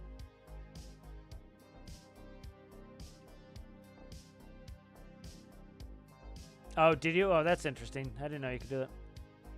All right, guys, I'm going to take a quick coffee break, and then we're going to come back and we can do some games. So let me make sure this is saved. I'll do an in-depth tutorial once I get enough information.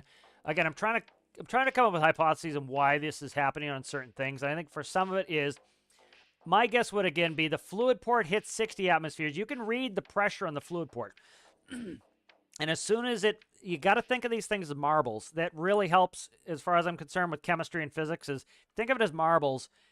You've got blue marbles, which are liquid, and you've got white marbles, which are air. And if you pack all the marbles in that fluid port so that it cannot take any more marbles, of course you can't get any more. You can't get any liquid in there. It's full. And so if one marble of air is now displaced, you can get one marble of fluid in there. That one marble goes through. And so you're getting one marble at a time, so it's very slow. Now, if you give it a path to go, that's why when I put the liquid relief valve on there, it packed the fluid port up with air, and it had no place to go. Well, now you're screwed, and you can't go as fast. But if you then have a place for that air to go, bye-bye, it can go right through. And so, that makes sense. And so the reason why it seems like when you pump air with the liquid, you're putting 50% air marbles in with 50% liquid marbles, and it's moving super, super fast. It keeps that pressure going. I think the only thing it's really doing is it's keeping the air pressure from building up. It's letting it vent quickly. So, all right, I'm going to go quickly. We will coffee break, go use the facilities, get that. I'm going to load up the career game, and we'll go work on that.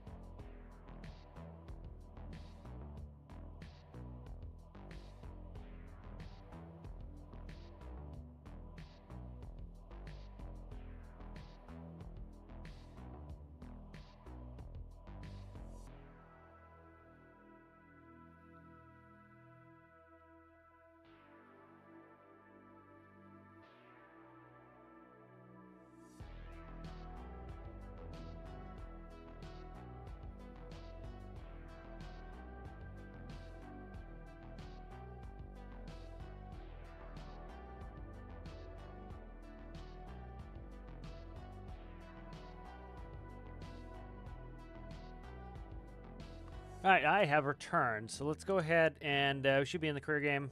We are. All right. Had an issue last time. I'm not sure why. Brought the fuel back, and usually you can despawn it in the base, and I tried despawning it. It did not work. Okay, so this is neat to look at. Look at the build. See, the wheels are missing? Okay.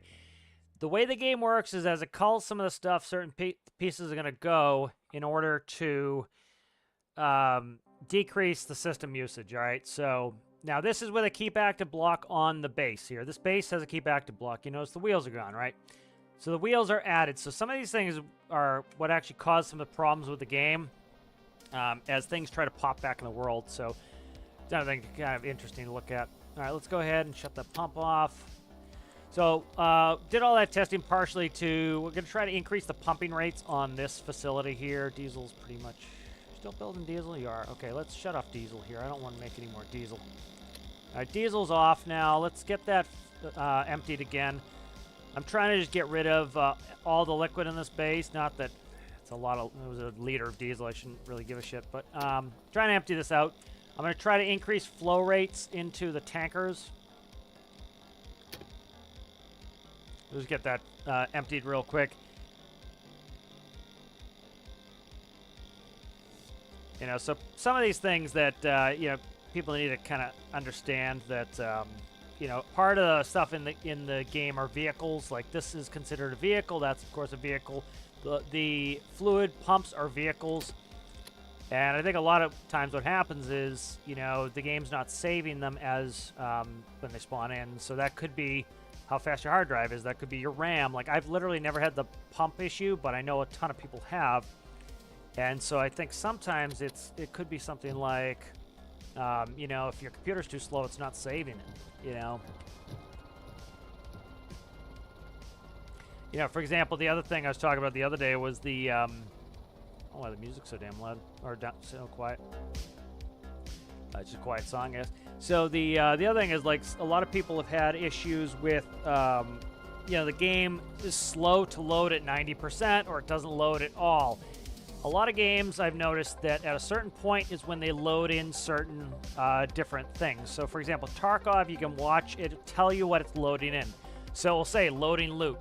It will do synchronize. It will say, you know, synchronizing for players. So what that is, you're waiting on other players to load their loot.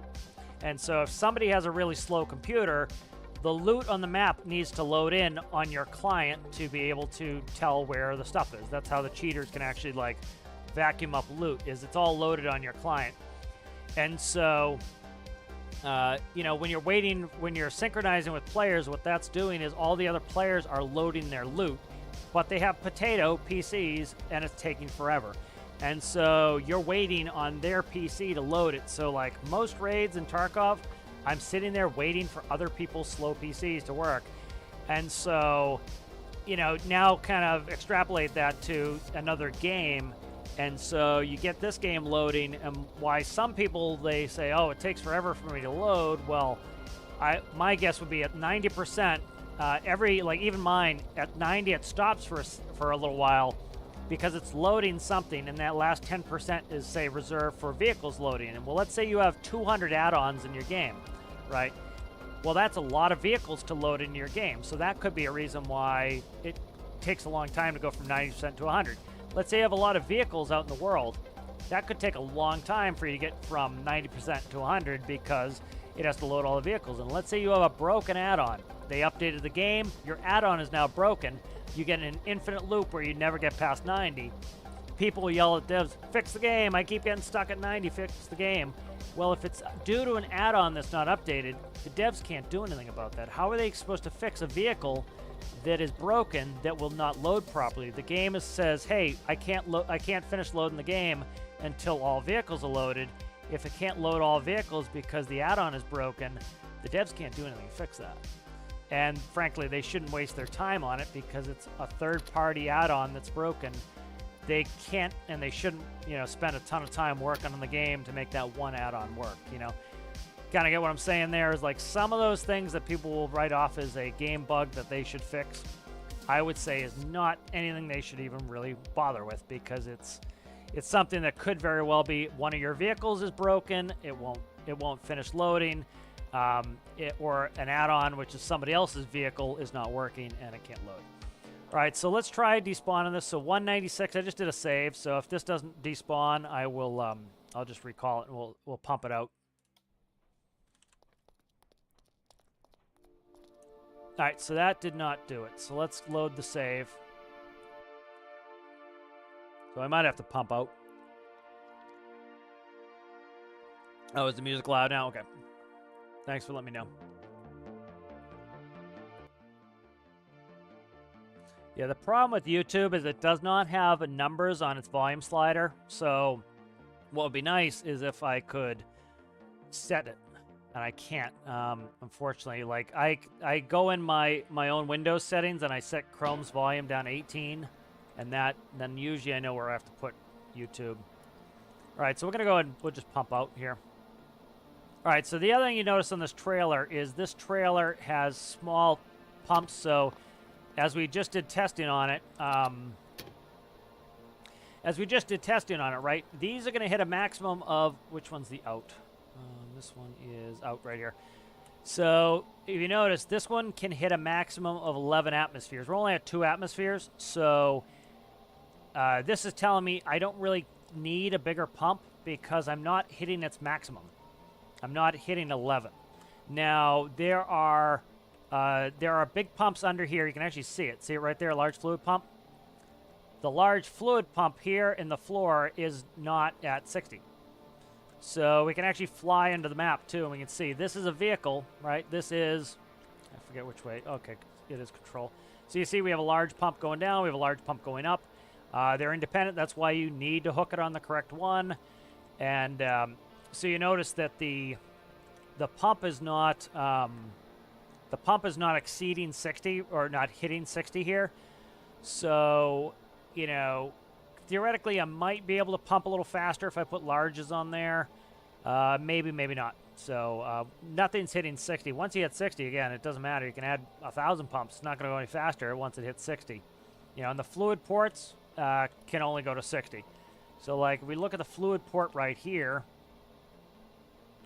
that fluid port is at 0.2. So likely that's not a limiting factor either there. So kind of going through the different parts and understanding that is helpful to understand how to speed the system up.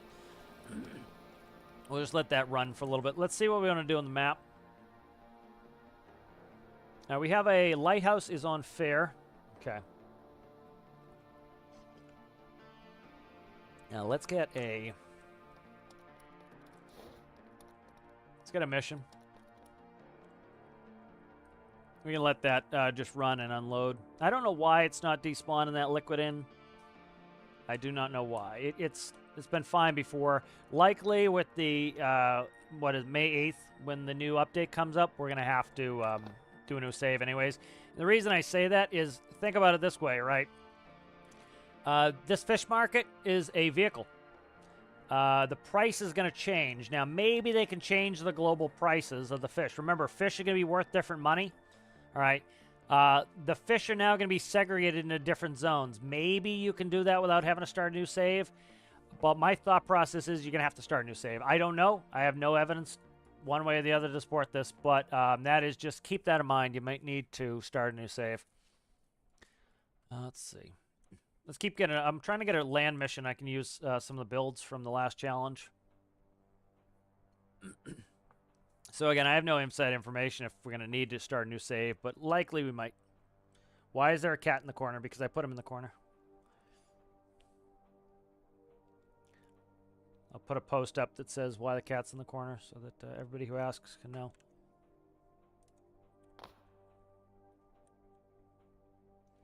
Let's see, what was I doing before the circus came to town here? Check the map. All right.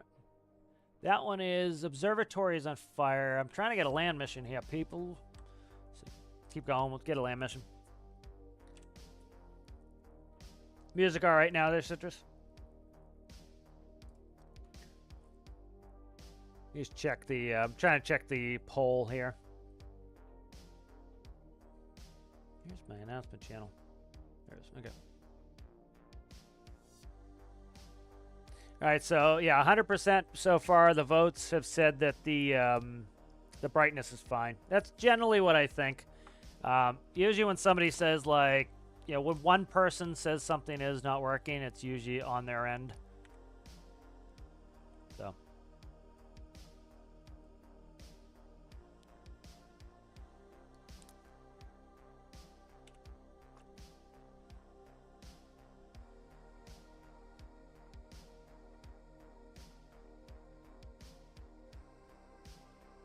How's it going there, David? How are you?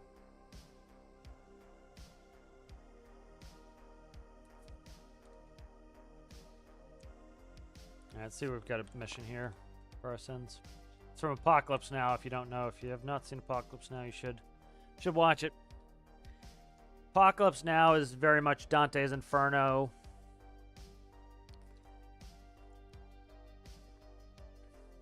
Heart of Darkness is pretty much Dante's Inferno. So, had a cool course in college on that. It was fun.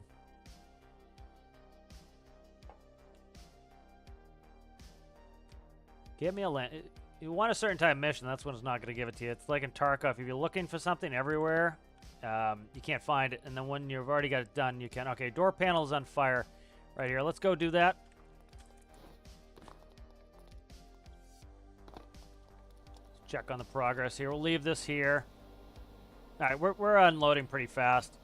That's we only had like 5,000 liters in there. We're already 2,000 in the hole, so we're good. Oh, my ankle. Let's see. What vehicle do we need here?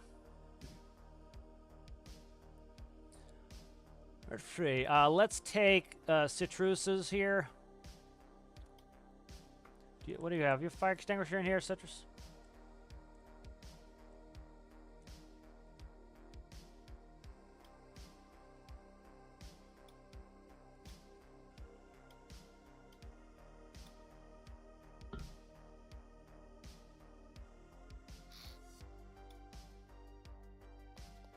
Why does this bench, I hate this bench. It spawns everything way the hell up in space. Drag it down. It tries to centralize it so that you don't have to move it yourself, but it's like, it's annoying to spawn a build and it's all the way at the top. Alright, so Citrus had some cool features on here. He had some stuff that you kind of got to understand too, which is interesting. Okay, let's do, we don't need to do the hood. Parking brakes off. All right.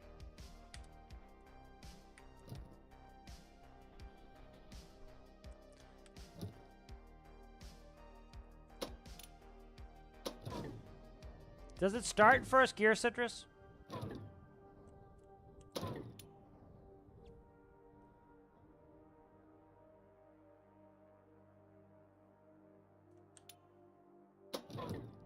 What's it doing here?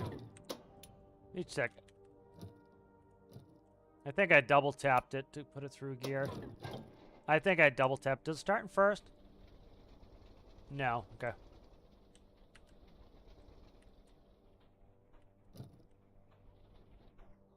Why the hell is it stalling on that? That's what I want to know.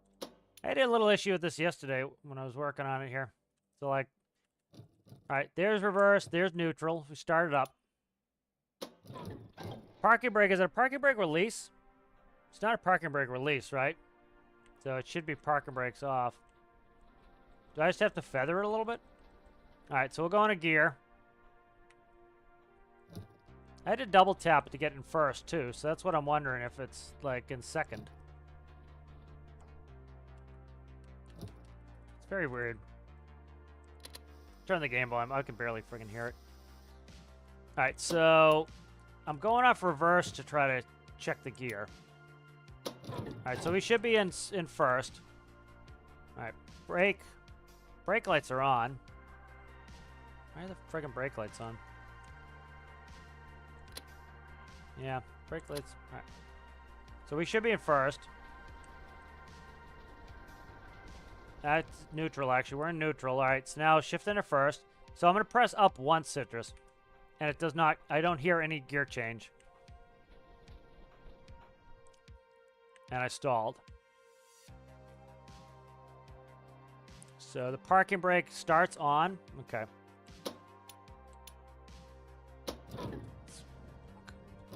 Standing there like a homunculus. Stand by. All right, there is reverse. There is neutral. Let's check the parking brake. All right, so it's a parking brake release. Fix that hand. If that's the parking brake release, put it as release. I know it's release. Okay. Yeah, see, it says parking brake instead of parking brake release, so I don't know if it's on or not.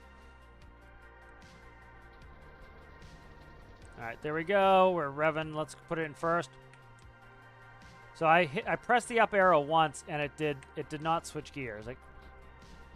Okay, it did, but I can't hear it. Okay. So you likely, what are you doing for neutral? Are you just zeroing the clutch out separately?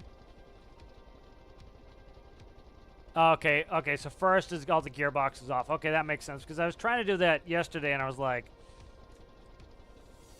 yeah, generally mine ends up being like third gear. So Citrus has a cool gearbox in here where, for example, like if I'm holding W and I try to shift, can't do it.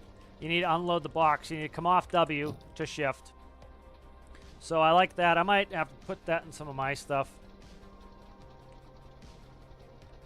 Because like if you're like in a tractor trailer, I don't use the clutch to shift gears.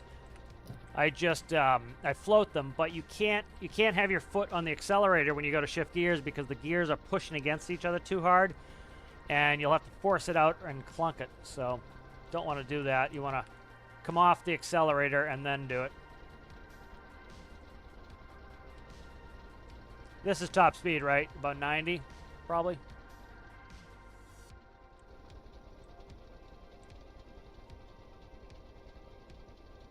Check the game volume too. Make sure the game volume's okay. Yeah, game volume's not bad. All right.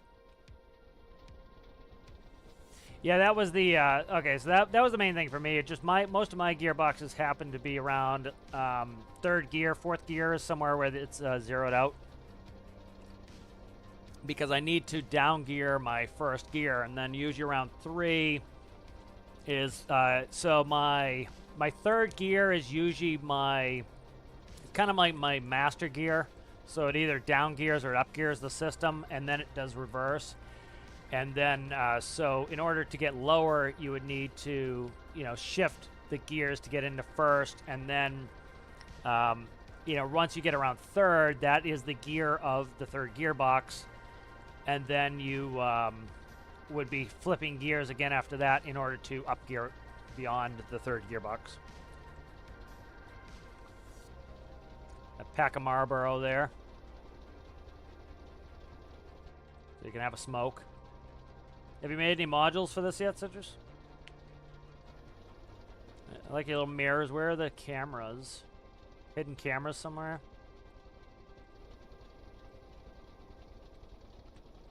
Trying to see where you hid the cameras. They're hidden somewhere. I don't know where. Max 9 on the RPS. Okay, copy.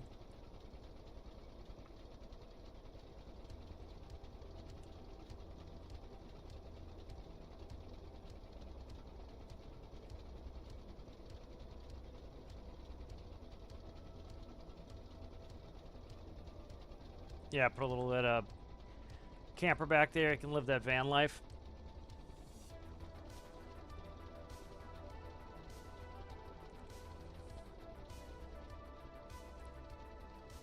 I like the look of it. Looks good.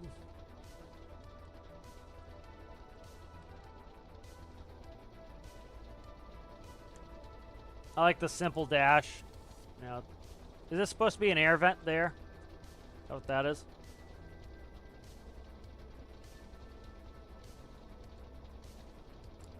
Hitting buttons, I probably should look.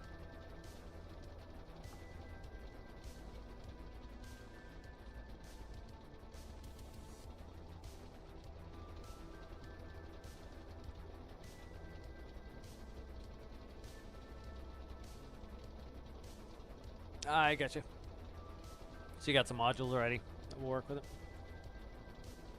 Good, good.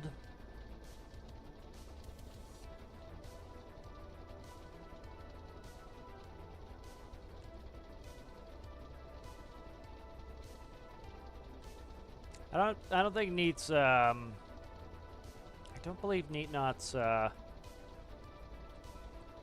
his tractor will work with my trailers, but just do a drive with that one at some point, and then the shifter should work with my trailers, but it was having issues with getting pushed in the ground. I tried making a shifter myself at one point, and with the single axle and then you're putting the trailer on a movable subgrid, it really doesn't like it, so it's kind of a pain in the ass when it does that.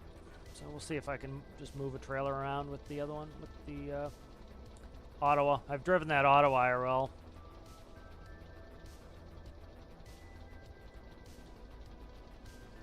Alistair's back. 100% wind.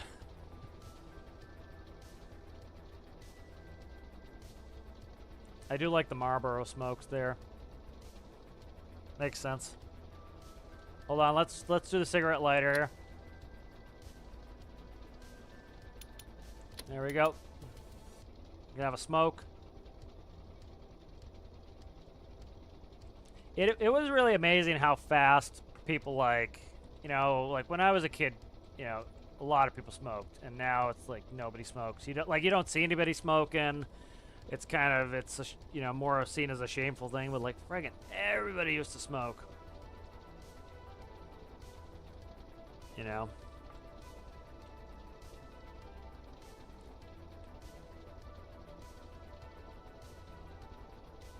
Now you get asked, do you even vape, bro?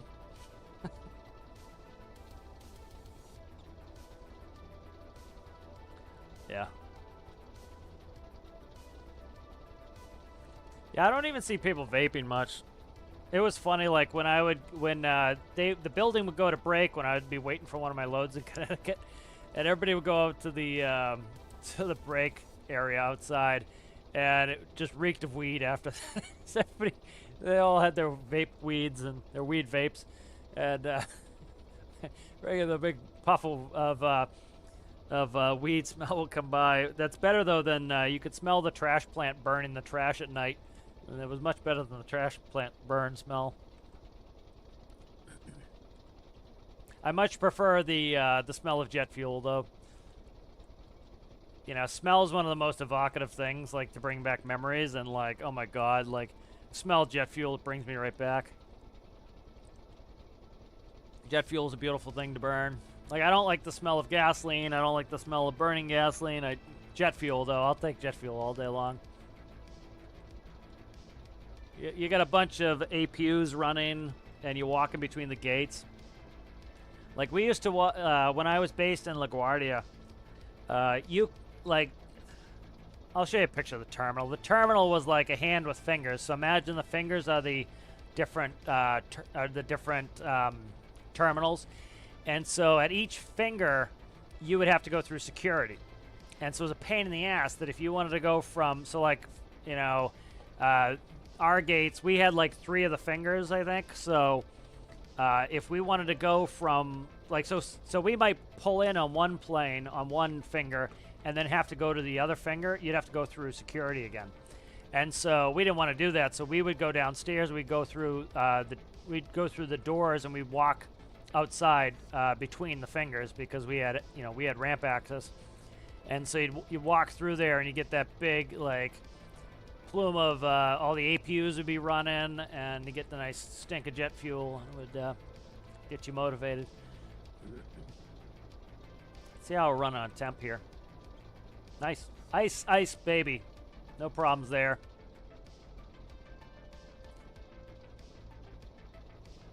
All jacked up, ready to go over rough terrain. Yeah, I'm gonna try to bring up a multiplayer. I gotta. What's up with your brake lights, Citrus? Are those running lights? I don't have the headlights on. Those just running lights. Yeah, burnt clutch smell, I have no joy for. Burning brakes, I have no joy for. I hate the smell of burning rubber. None of that shit interests me. Clutch is gross. Brakes are gross.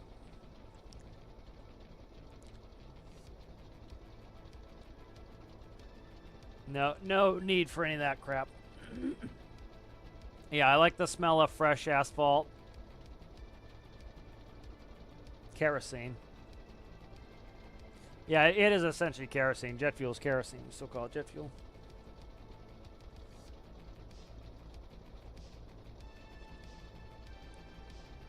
Oh, running lights. Got you. I got you. Yeah, I usually turn my runnings on with the headlights.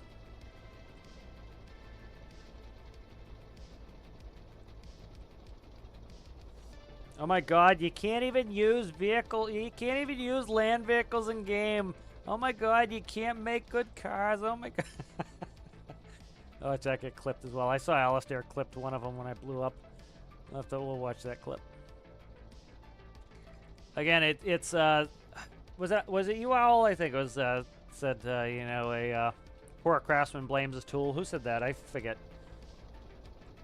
Yeah, it's that old saying: "Is a poor craftsman blames his tools." You know, it's like, yeah. The problem too is like you keep blaming your tools, you're never gonna get anything built. You know, you gotta finally just realize that, hey, you know, I've got the tools I need. The tools are, well, not perfect, they're pretty good, and I just need to build it. You know.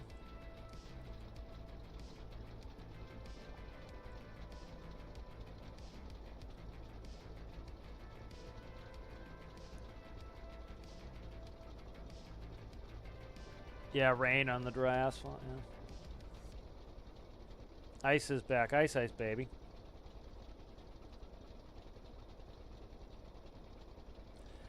It's nice to drive a vehicle with suspension. Usually, you know, there's a number of reasons why I don't use suspension. It is nice, but the issue being that for my, like, when I make a compact build, it's tough to get the suspension in there because they use up so much space, and I often need some of the stuff for, I need that space for other components, so that sometimes is a pain in the ass. But it is nice having some suspension on stuff. Most of my heavy trucks, a lot of my stuff is heavy, so I don't want suspension on it. Well, like, I get in the habit of not putting suspension on anything, and then, like, it is convenient to, like, go over a little bump and not have to worry about hitting, not flipping up. Like, I'm going to hit this bridge full speed with Citrus's truck. Probably be fine because of the suspension.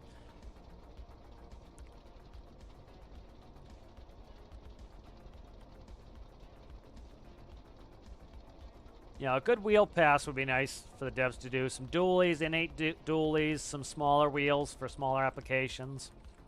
You know, making RC, making remote control stuff, drones, doing stuff like that. Oh, look at that 70s body roll. Yeah. Nice 70s body roll there. This thing would probably have horrific body roll IRL. Yeah, they have some cool new systems like in place, like the electro-actuated suspension, but, you know, people love it, and they're like, oh, I want this suspension. Like, dude, wait for it to break, and the $5,000 it's going to cost you to fix it. It's like, a lot of that stuff's not worth it. You get like a 10% better ride for when it breaks for 20 times the cost to fix it. It's like, you know, springs and shocks are pretty easy to fix. Start putting in electro dampeners and all this other shit. It's like all you're doing is asking for huge. What up? There's a Roadrunner. whoa to you too, Roadrunner. We're gonna hit this bridge full speed. Like, I have to slow down a little bit in some of my builds with the hard axles, but like there, it's nothing with suspension. You know, so it's tough sometimes to get the suspension in there and have it work right. I might try to put it on the no, shit, we're going. Dropped a gear real quick there to make the turn. I forgot we're going up here. Wasn't thinking where we're going. So Citrus, I like this a lot. The using the microcontroller up there. I can't see through the block, so I've never done that before. I've done this the wedges, but I like this. So making it the exact height, width of the roof. So I might try that on some of my builds. Because this doesn't look bad. This looks actually pretty good as a headliner. Well, like sometimes having a microcontroller exposed, I'm not a huge fan of, but that looks pretty good. I like that. Might have to do that in some of my builds.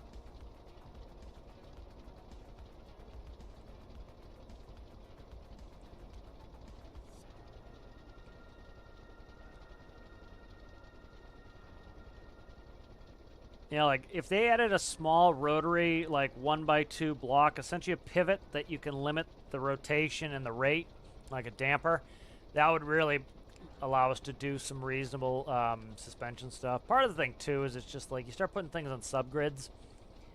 You know, you start getting either unwanted behavior or you start worrying about like getting into a multiplayer environment. You get too many subgrids going.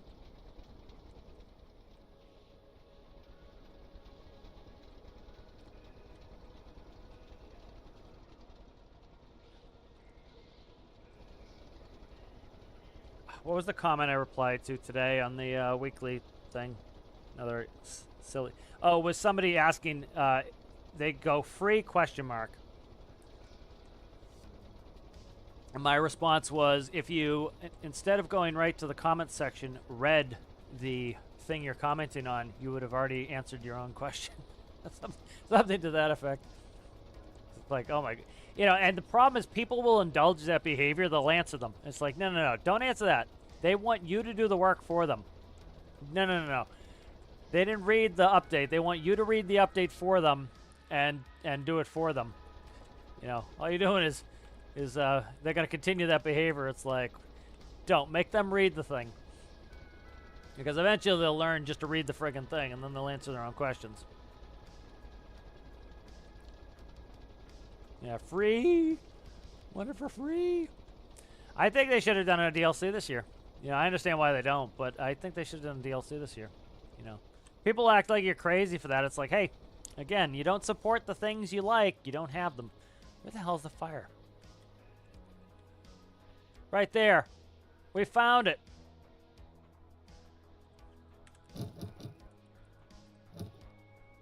See, now I don't know if I'm in second. Probably in first. Nope. There we go. Now we're good. All right, parking brakes on.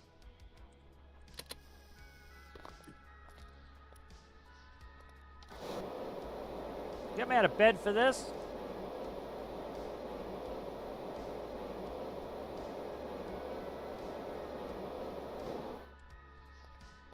Howdy. Let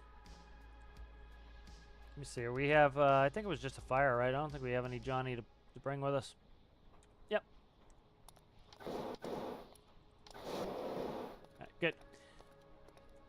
Let's head to, where are we going to head to? Put the brake on.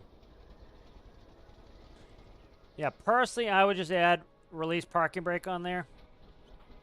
Because that's kind of a, I don't know how standard it is, but it's kind of like a lot of people, myself included, will put release if it's automatically on. That way you know that it's on to start with.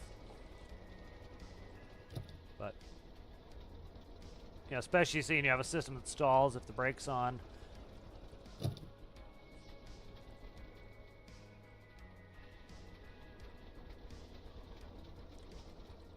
Now we can go across country a little bit here, too. Try not to jump off any cliffs. Let's do a little off-roading with this bad John. We should be able to get some good off-roading, seeing that we have a proper suspension system on here. Yeah, exactly. Maybe it was out of piss, Maybe it was fresh out of piss. You never know.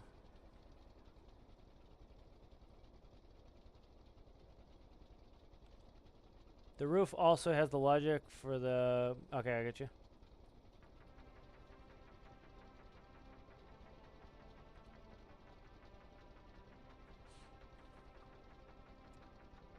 There we go. I do have some vehicles with suspension that I run off-road a lot, like the that mobile base there that I have. That's the amphibious kind of mobile base thing. That's got all suspension because I run that thing hard off-road. Go up rock cliffs and stuff like that. But certain builds I just go no suspension. Like one of the reasons I did no suspension on the Pillock was the putting modules in there. I just don't. I might put some heavy modules in. Like when I put the ambulance in there, get compression off that. But I could put some front suspension on the Pillock maybe. The other thing too is height. Like for certain builds, I intend to use in Tethys, so I don't want them to be too tall. So I kind of put hard axles. They're not going to need it. But like this is a bump that I'd have to slow down with the Pillock. I can just take full speed in this. The problem too is like I don't want too spongy of a suspension, and the things sit too tall. Like the pillock, I very much wanted to be on height, so I don't want to put suspension in the pillock to get it to be so it was too tall. Yeah, that's why I like a little bit more adjustability with some of these things where you can set max and min heights on there, so you essentially move them up, and then they have your max min range, and put the damping value in there. I think would be kind of cool.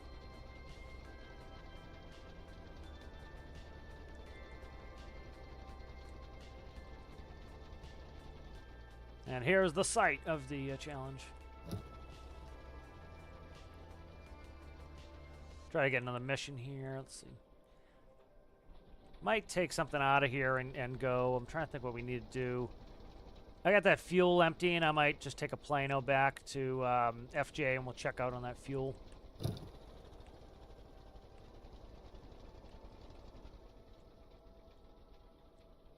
But very good. I really enjoy this build there, Citrus. It came out very nice. The paint blocks on the grill are very nice. I like that. Hood here. Let's open the hood. Oh, sit in my seat for a second. If you ever get that issue with some of those doors, just sit in your seat. Look at that. Look at that beef. Look at that beef. Big old beef in there. But excellent. All right, let's see. Let's grab a Plano here. What do we got for Planos?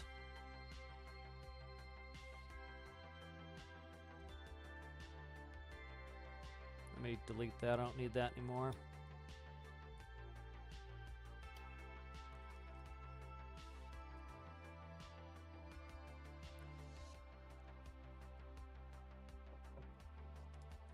I have not checked this one in a while, if this one's running.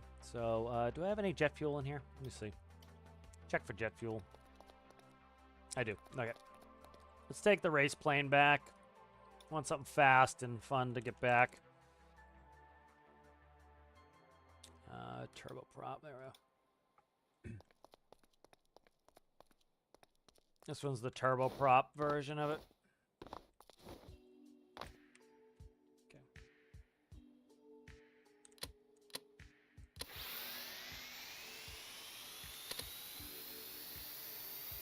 So generally a turboprop will have the, it has a clutch on the propeller because you try to spin that prop with the turbine, you're never going to get the turbine spun up, so you have to clutch it in.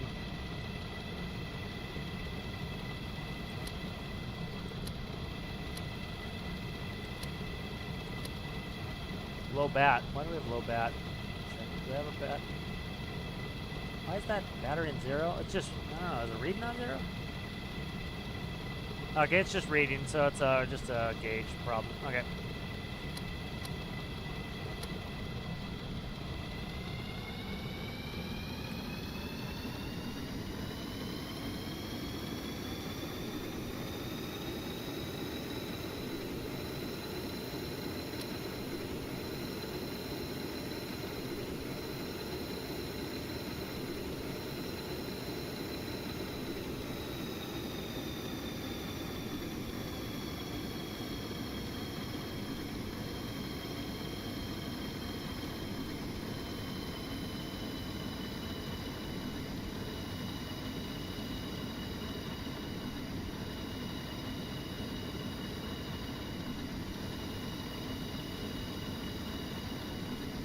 A little map, inverted map of the Earth here on our way back to FJ.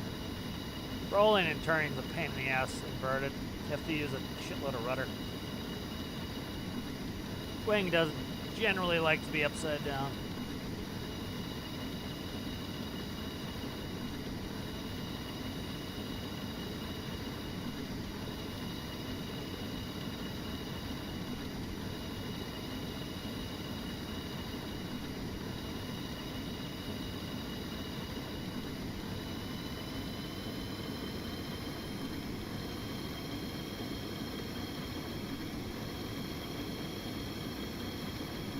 Canyon running here, a little speed on.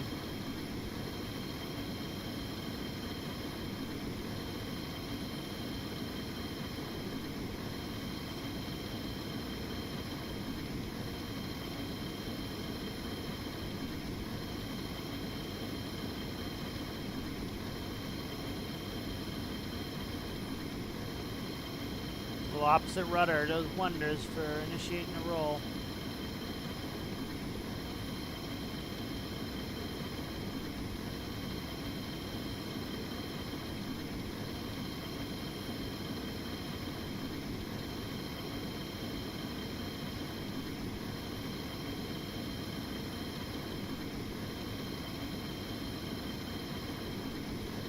Opposite rudder there really speeds the roll up. Does that IRL too. Kick a little opposite rudder and you'll get that roll starting like that. It's a little bit of tapo opposite rudder on that.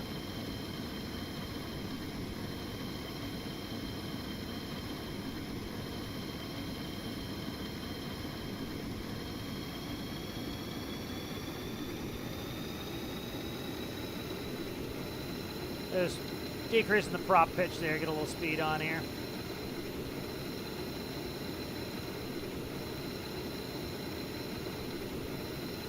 Need a G meter in here is what I need.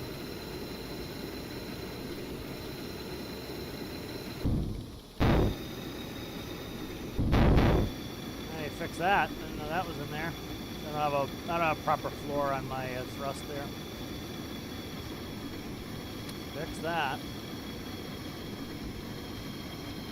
I made a bunch of stuff for a racing add-on. That was when we were doing the weekly videos on Endo's channel, and then stopped that, so I stopped working on that.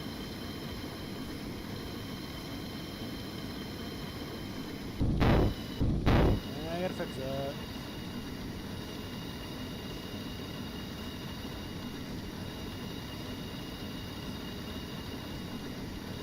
Yeah, Sky Raider still should be working fine. I haven't played with it in a while, but I can't imagine anything's broken on it. I don't know. Again, I think like if people talking about all their shit got broken with the pressure update. One, you need to realize it's a part of the base game. It's going to be a part of the base game, and it was a fundamental change the way things work to make things better and more realistic, and just fix your builds. I think it's simple at this point. Fix your builds. People are still complaining about it. It's like it's here to stay. Go fix builds.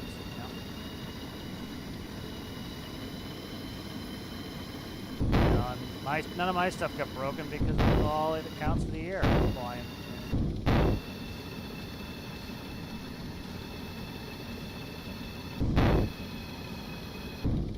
Kind of a shit landing. Too bad there. I gotta put the floor on that so it doesn't shut off all the time.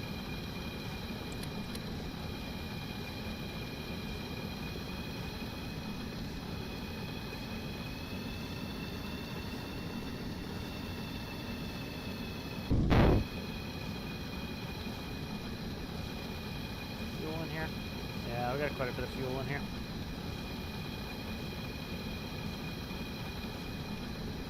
Yeah, let's open that canopy. Probably hot out.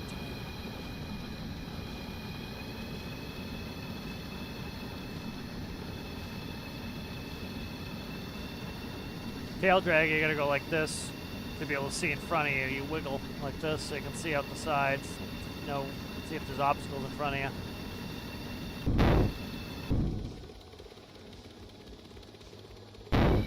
Fix that turbine stopping like that.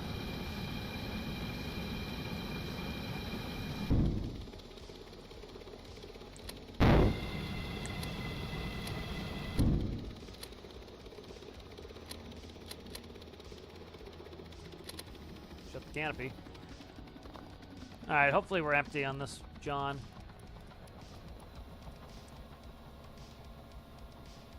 How far off are we on this?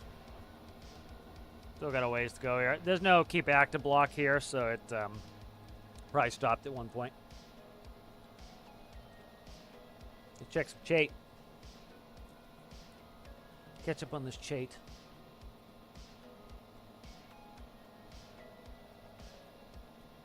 Yeah, it's my mind was kind of like thinking of my systems because I go down and up on my transmissions, so. Usually it's about the mid-range is where the everything, the neutral position is.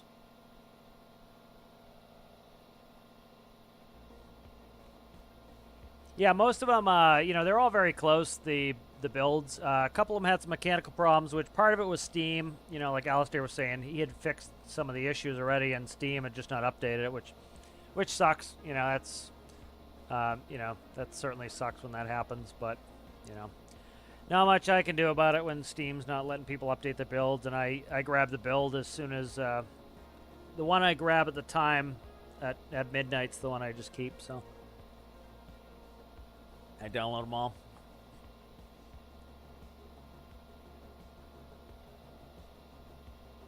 Yeah, I didn't have really, you know, I kind of thought too with your steering that it's probably no power steering too. So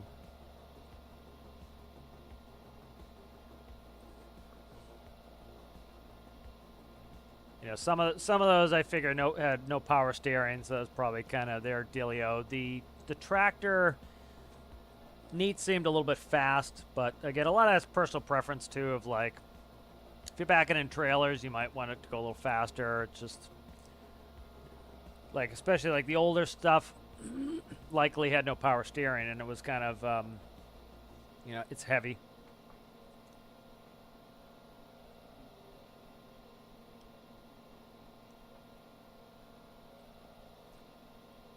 Yeah, just the automatic, automatic on the bug.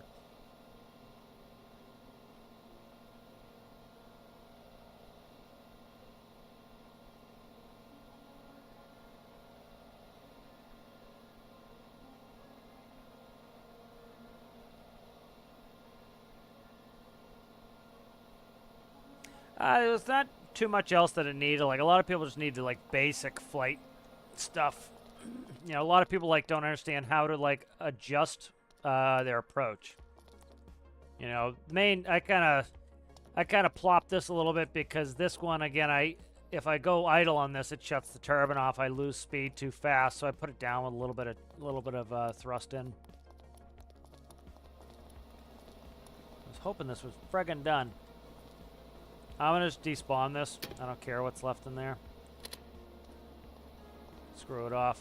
Hold me up more than I care about the tiny bit of diesel that's left in there. I don't know why this is not putting it back in. So 5381.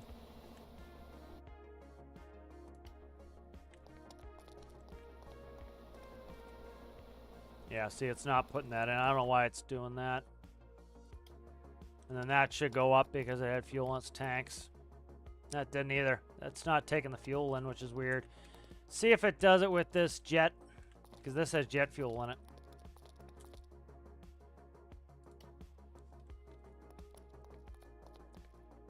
Yep, didn't take the jet fuel either, so I don't know what the deal is with that. Something's going on with that. It's not taking the fuel back. So that's interesting. Oh, you know what I wonder? I have infinite resources on. That's what it is. I bet it's that. That's what it is. Okay, so it's my fault for having infinite resources on. I bet it's mine. Again, blame the game. Don't blame the game. It's me. That's me. So, you know, again, somebody would jump real quick, try to go put that on the bug tracker, and it's like, no, you had infinite resources on. That's what it was, infinite resources. Like, we can test it right now. Pull that out. Diesel. Fucking taking diesel. Should be jet fuel. I think that's the message is fucked up. I think that's what it is. I think the message is screwed up. Because this is not diesel. We'll test something here.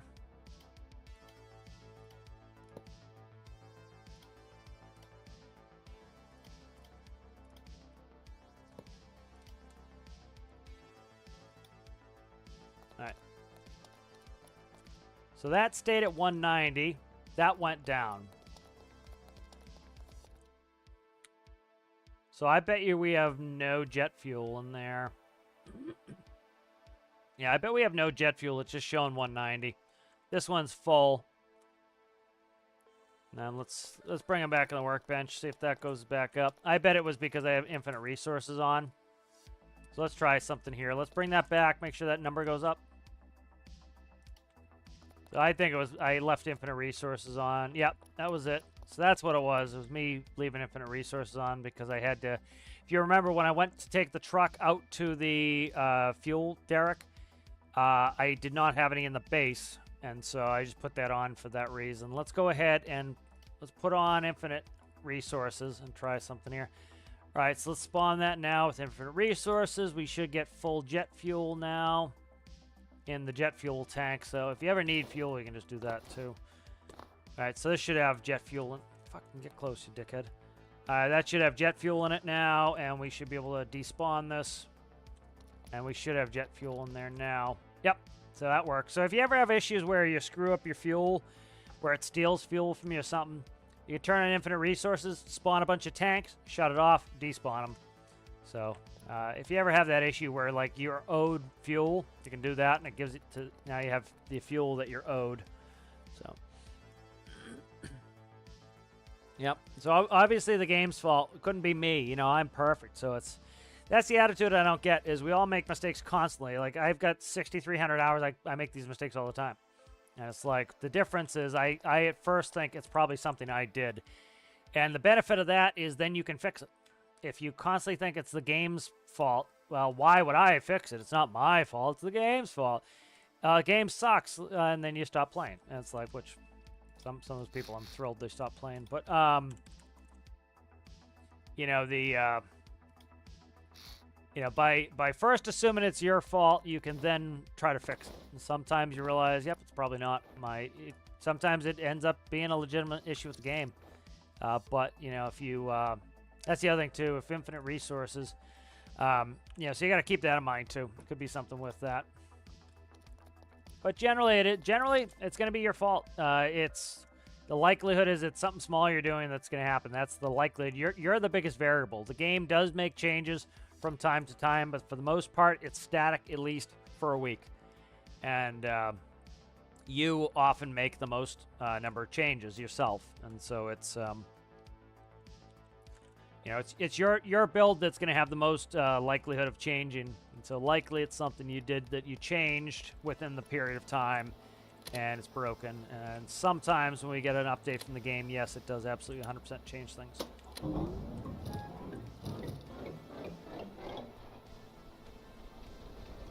That's why I did that. Okay, I might put an armrest in there. I don't know. I'll figure it out. I might put an armrest on those doors, I'm thinking. Sometimes you get the doors will have a window panel right there, so you can see your blind spot where the car is. Like if a car is sitting right next to you in a tractor, you can't look over you gotta like put your head against the glass to look down to see the car sometimes. So they'll put a window right here, and then on this side, sometimes they put a window right here in the door so that you can see if a car is to the right of you there. But generally, those are options. Like, not all tractors have them. Like the Max, they'll go way down like that, so you can see if there's a car next to you. All right, so let's take this tanker trailer, and let's use some of the information we figured to try to get this going. So if you remember, we had the large pumps. Now, when I was pumping in here, we were not hitting 60. So because we're not hitting 60, it was not actually doing anything. I'm trying to decide. I think what I'm going to do is switch this out. Well, actually, here, let's just do this. Let's spawn it for now. When we redo the facility, I'm going to make the facility do all the pumping. And the reason for that is I don't want the tractor to have to make power. That's kind of a pain in the ass to have the tractor actually do the pumping, because I have to rev up the tractor and have the alternator making enough electricity to run the pumps. So likely what I'll do is I will make the facility do all the pumping, and the trailer will just be passive, and then I can do all that with the facilities. Oh shit, that does happen IRL. You missed the pin, and you will hit the fucking thing. That's why, like I talked about on Raptor's build, he had the shifter. Shifters actually have these metal posts built in the back, and it's for that reason. It's so that if you were to miss the pin, you don't crush and kill the driver. How the fuck am I missing the pin every time here? Go, go, go, go, go. There we go. Jesus Christ. Dude, you'd be amazed how many people miss the pin IRL, and it's like we'd have to go pull trailers off them. Because the problem is the fifth wheel is on pivots. And so it's pivoted where the top is higher than the bottom, and what they'll do is they won't check the height of the trailer. and they don't check the height of the trailer. They back under it. The fifth wheel, it leans up. It will hit the pin. It will go down, and then they get the fifth wheel stuck behind the pin. And sometimes you can't crank the trailer up high enough, so you got to go grab a shifter and pick the trailer up off these dopes so that they can get going. So yeah, because they're too lazy to get out, or they're inexperienced and they do it. But a lot of it was like experienced drivers that are just being lazy. And instead of going and cranking down the trailer, which it is a pain in the ass when you have to crank down the trailer, but you know, some people crank the legs all the way to the ground, which you shouldn't be doing. You should leave a good few inches underneath, let the trailer drop, so you get a good couple. Like, we had this brand new, she was inexperienced, she sucked, she thought, you know, she was a temp driver too, she was temporary, and most of our temporary drivers were great. This one person was a pain in the ass, and like one day she was complaining like, why do all you guys leave the trailer so low? And I go, because some of us are professional drivers. And I walked away, and all the guys were pissing themselves laughing, because she was a big pain in the ass, because like everything is seniority based, and so she had literally no seniority as a temporary driver, and thought she could get the best loads. And it's like, no, dude, you got no seniority. The guys who've been here the longest get it. You know, people have been here for 35 years, and you want to get a load better than theirs. It's like, no, you're a temporary driver. You get no seniority. You get crap. That's how it works. Yep. Alistair was 9,500 hours. He goes to the grocery store, so he boots up stormworks and leaves it running in the background. I actually exceeded Tarkov with stormworks. I'm at 62 something Tarkov. Took a long time to match Tarkov hours. I used to play mostly Tarkov. I had a couple good shorts of Tarkov. I'll put them up here in a second as I go through. Killed a couple thick boys in Tarkov with one bullet. I love doing bait bodies. I had a bait pile that was about 8 deep there last night, and went to the end and went and swept up all their shit. There was 4 players there. I only killed 2 of them, and I thought I killed 3 of them, and now one of the other players killed the guy I thought I killed, then I killed him.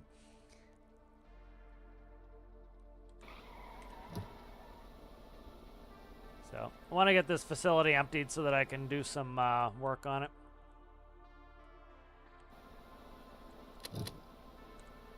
All right, so right now I gotta put us in neutral, and I gotta rev the engine up to make enough electricity to run the pumps.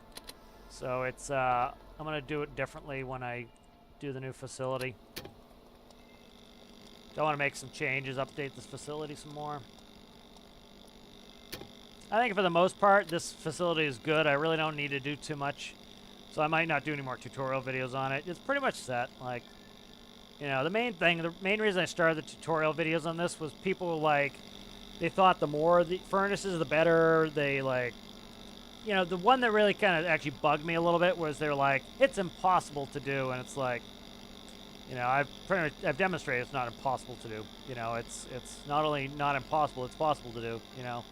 It's very possible to do. Yeah, Tarkov is, like, the thing that I like about Tarkov is that it is an actual skill-based game, and the nice thing with that is you can really get good at the game. It takes a long time, and that's rewarding. Like, a big thing is just like map knowledge, knowing where like the heavy areas are, where people are going to be. Knowing where people aren't going to be is important to surviving, and you know, you got to kind of spend the time and do it. Let's do talk tick. I had talk tick up already, so this was one from yesterday. Can't really hear it, but got you in the first shot. Got him on the first shot there. I got his buddy a couple seconds later. His buddy went running, and I think the other guy clipped his buddy. This guy was thick. This guy was thick. Oh, lay down, chunky son. This guy had some loots on him. Like, this is loot. That's a real expensive gun. That's expensive armor, helmet. This is a really expensive headset. That's expensive. This is like 400 grand to buy. This is like 250.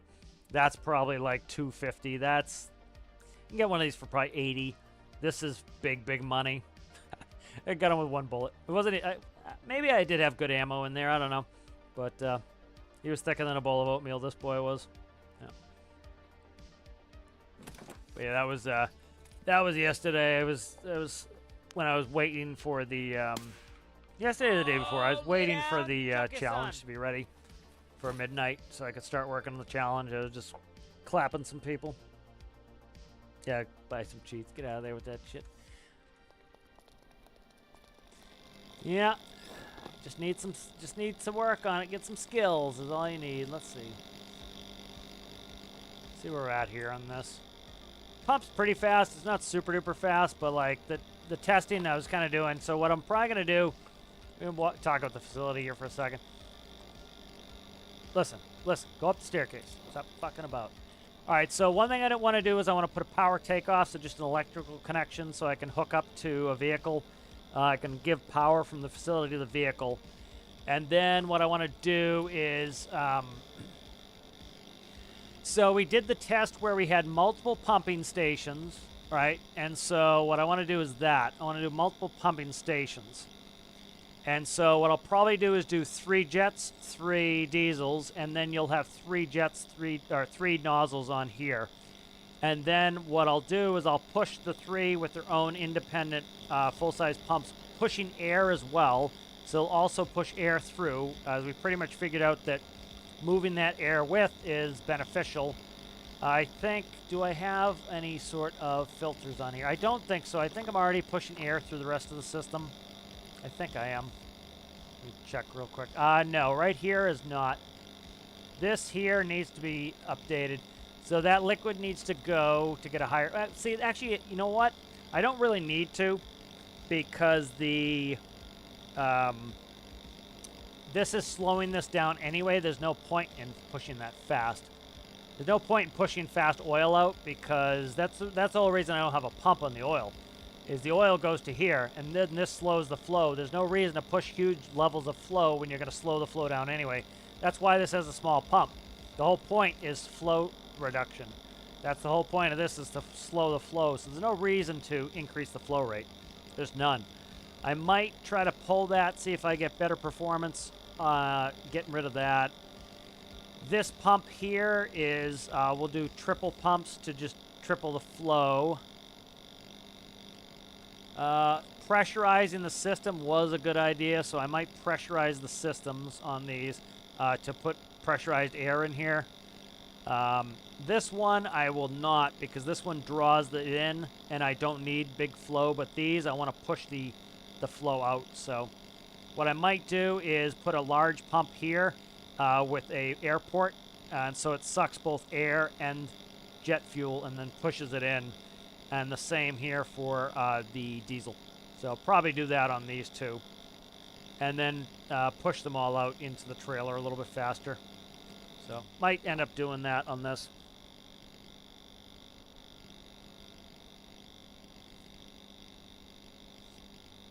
Yeah, I tend to run some pretty inexpensive gear most of the time. If I play multiplayer, I tend to run better gear just because, like, I don't want the other person to die because I'm running absolute trash. So I save some of the better gear for when I play multiplayer.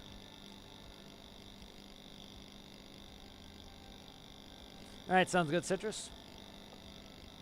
Alright, so let's see. What do I want to do here? Where's the scrolly?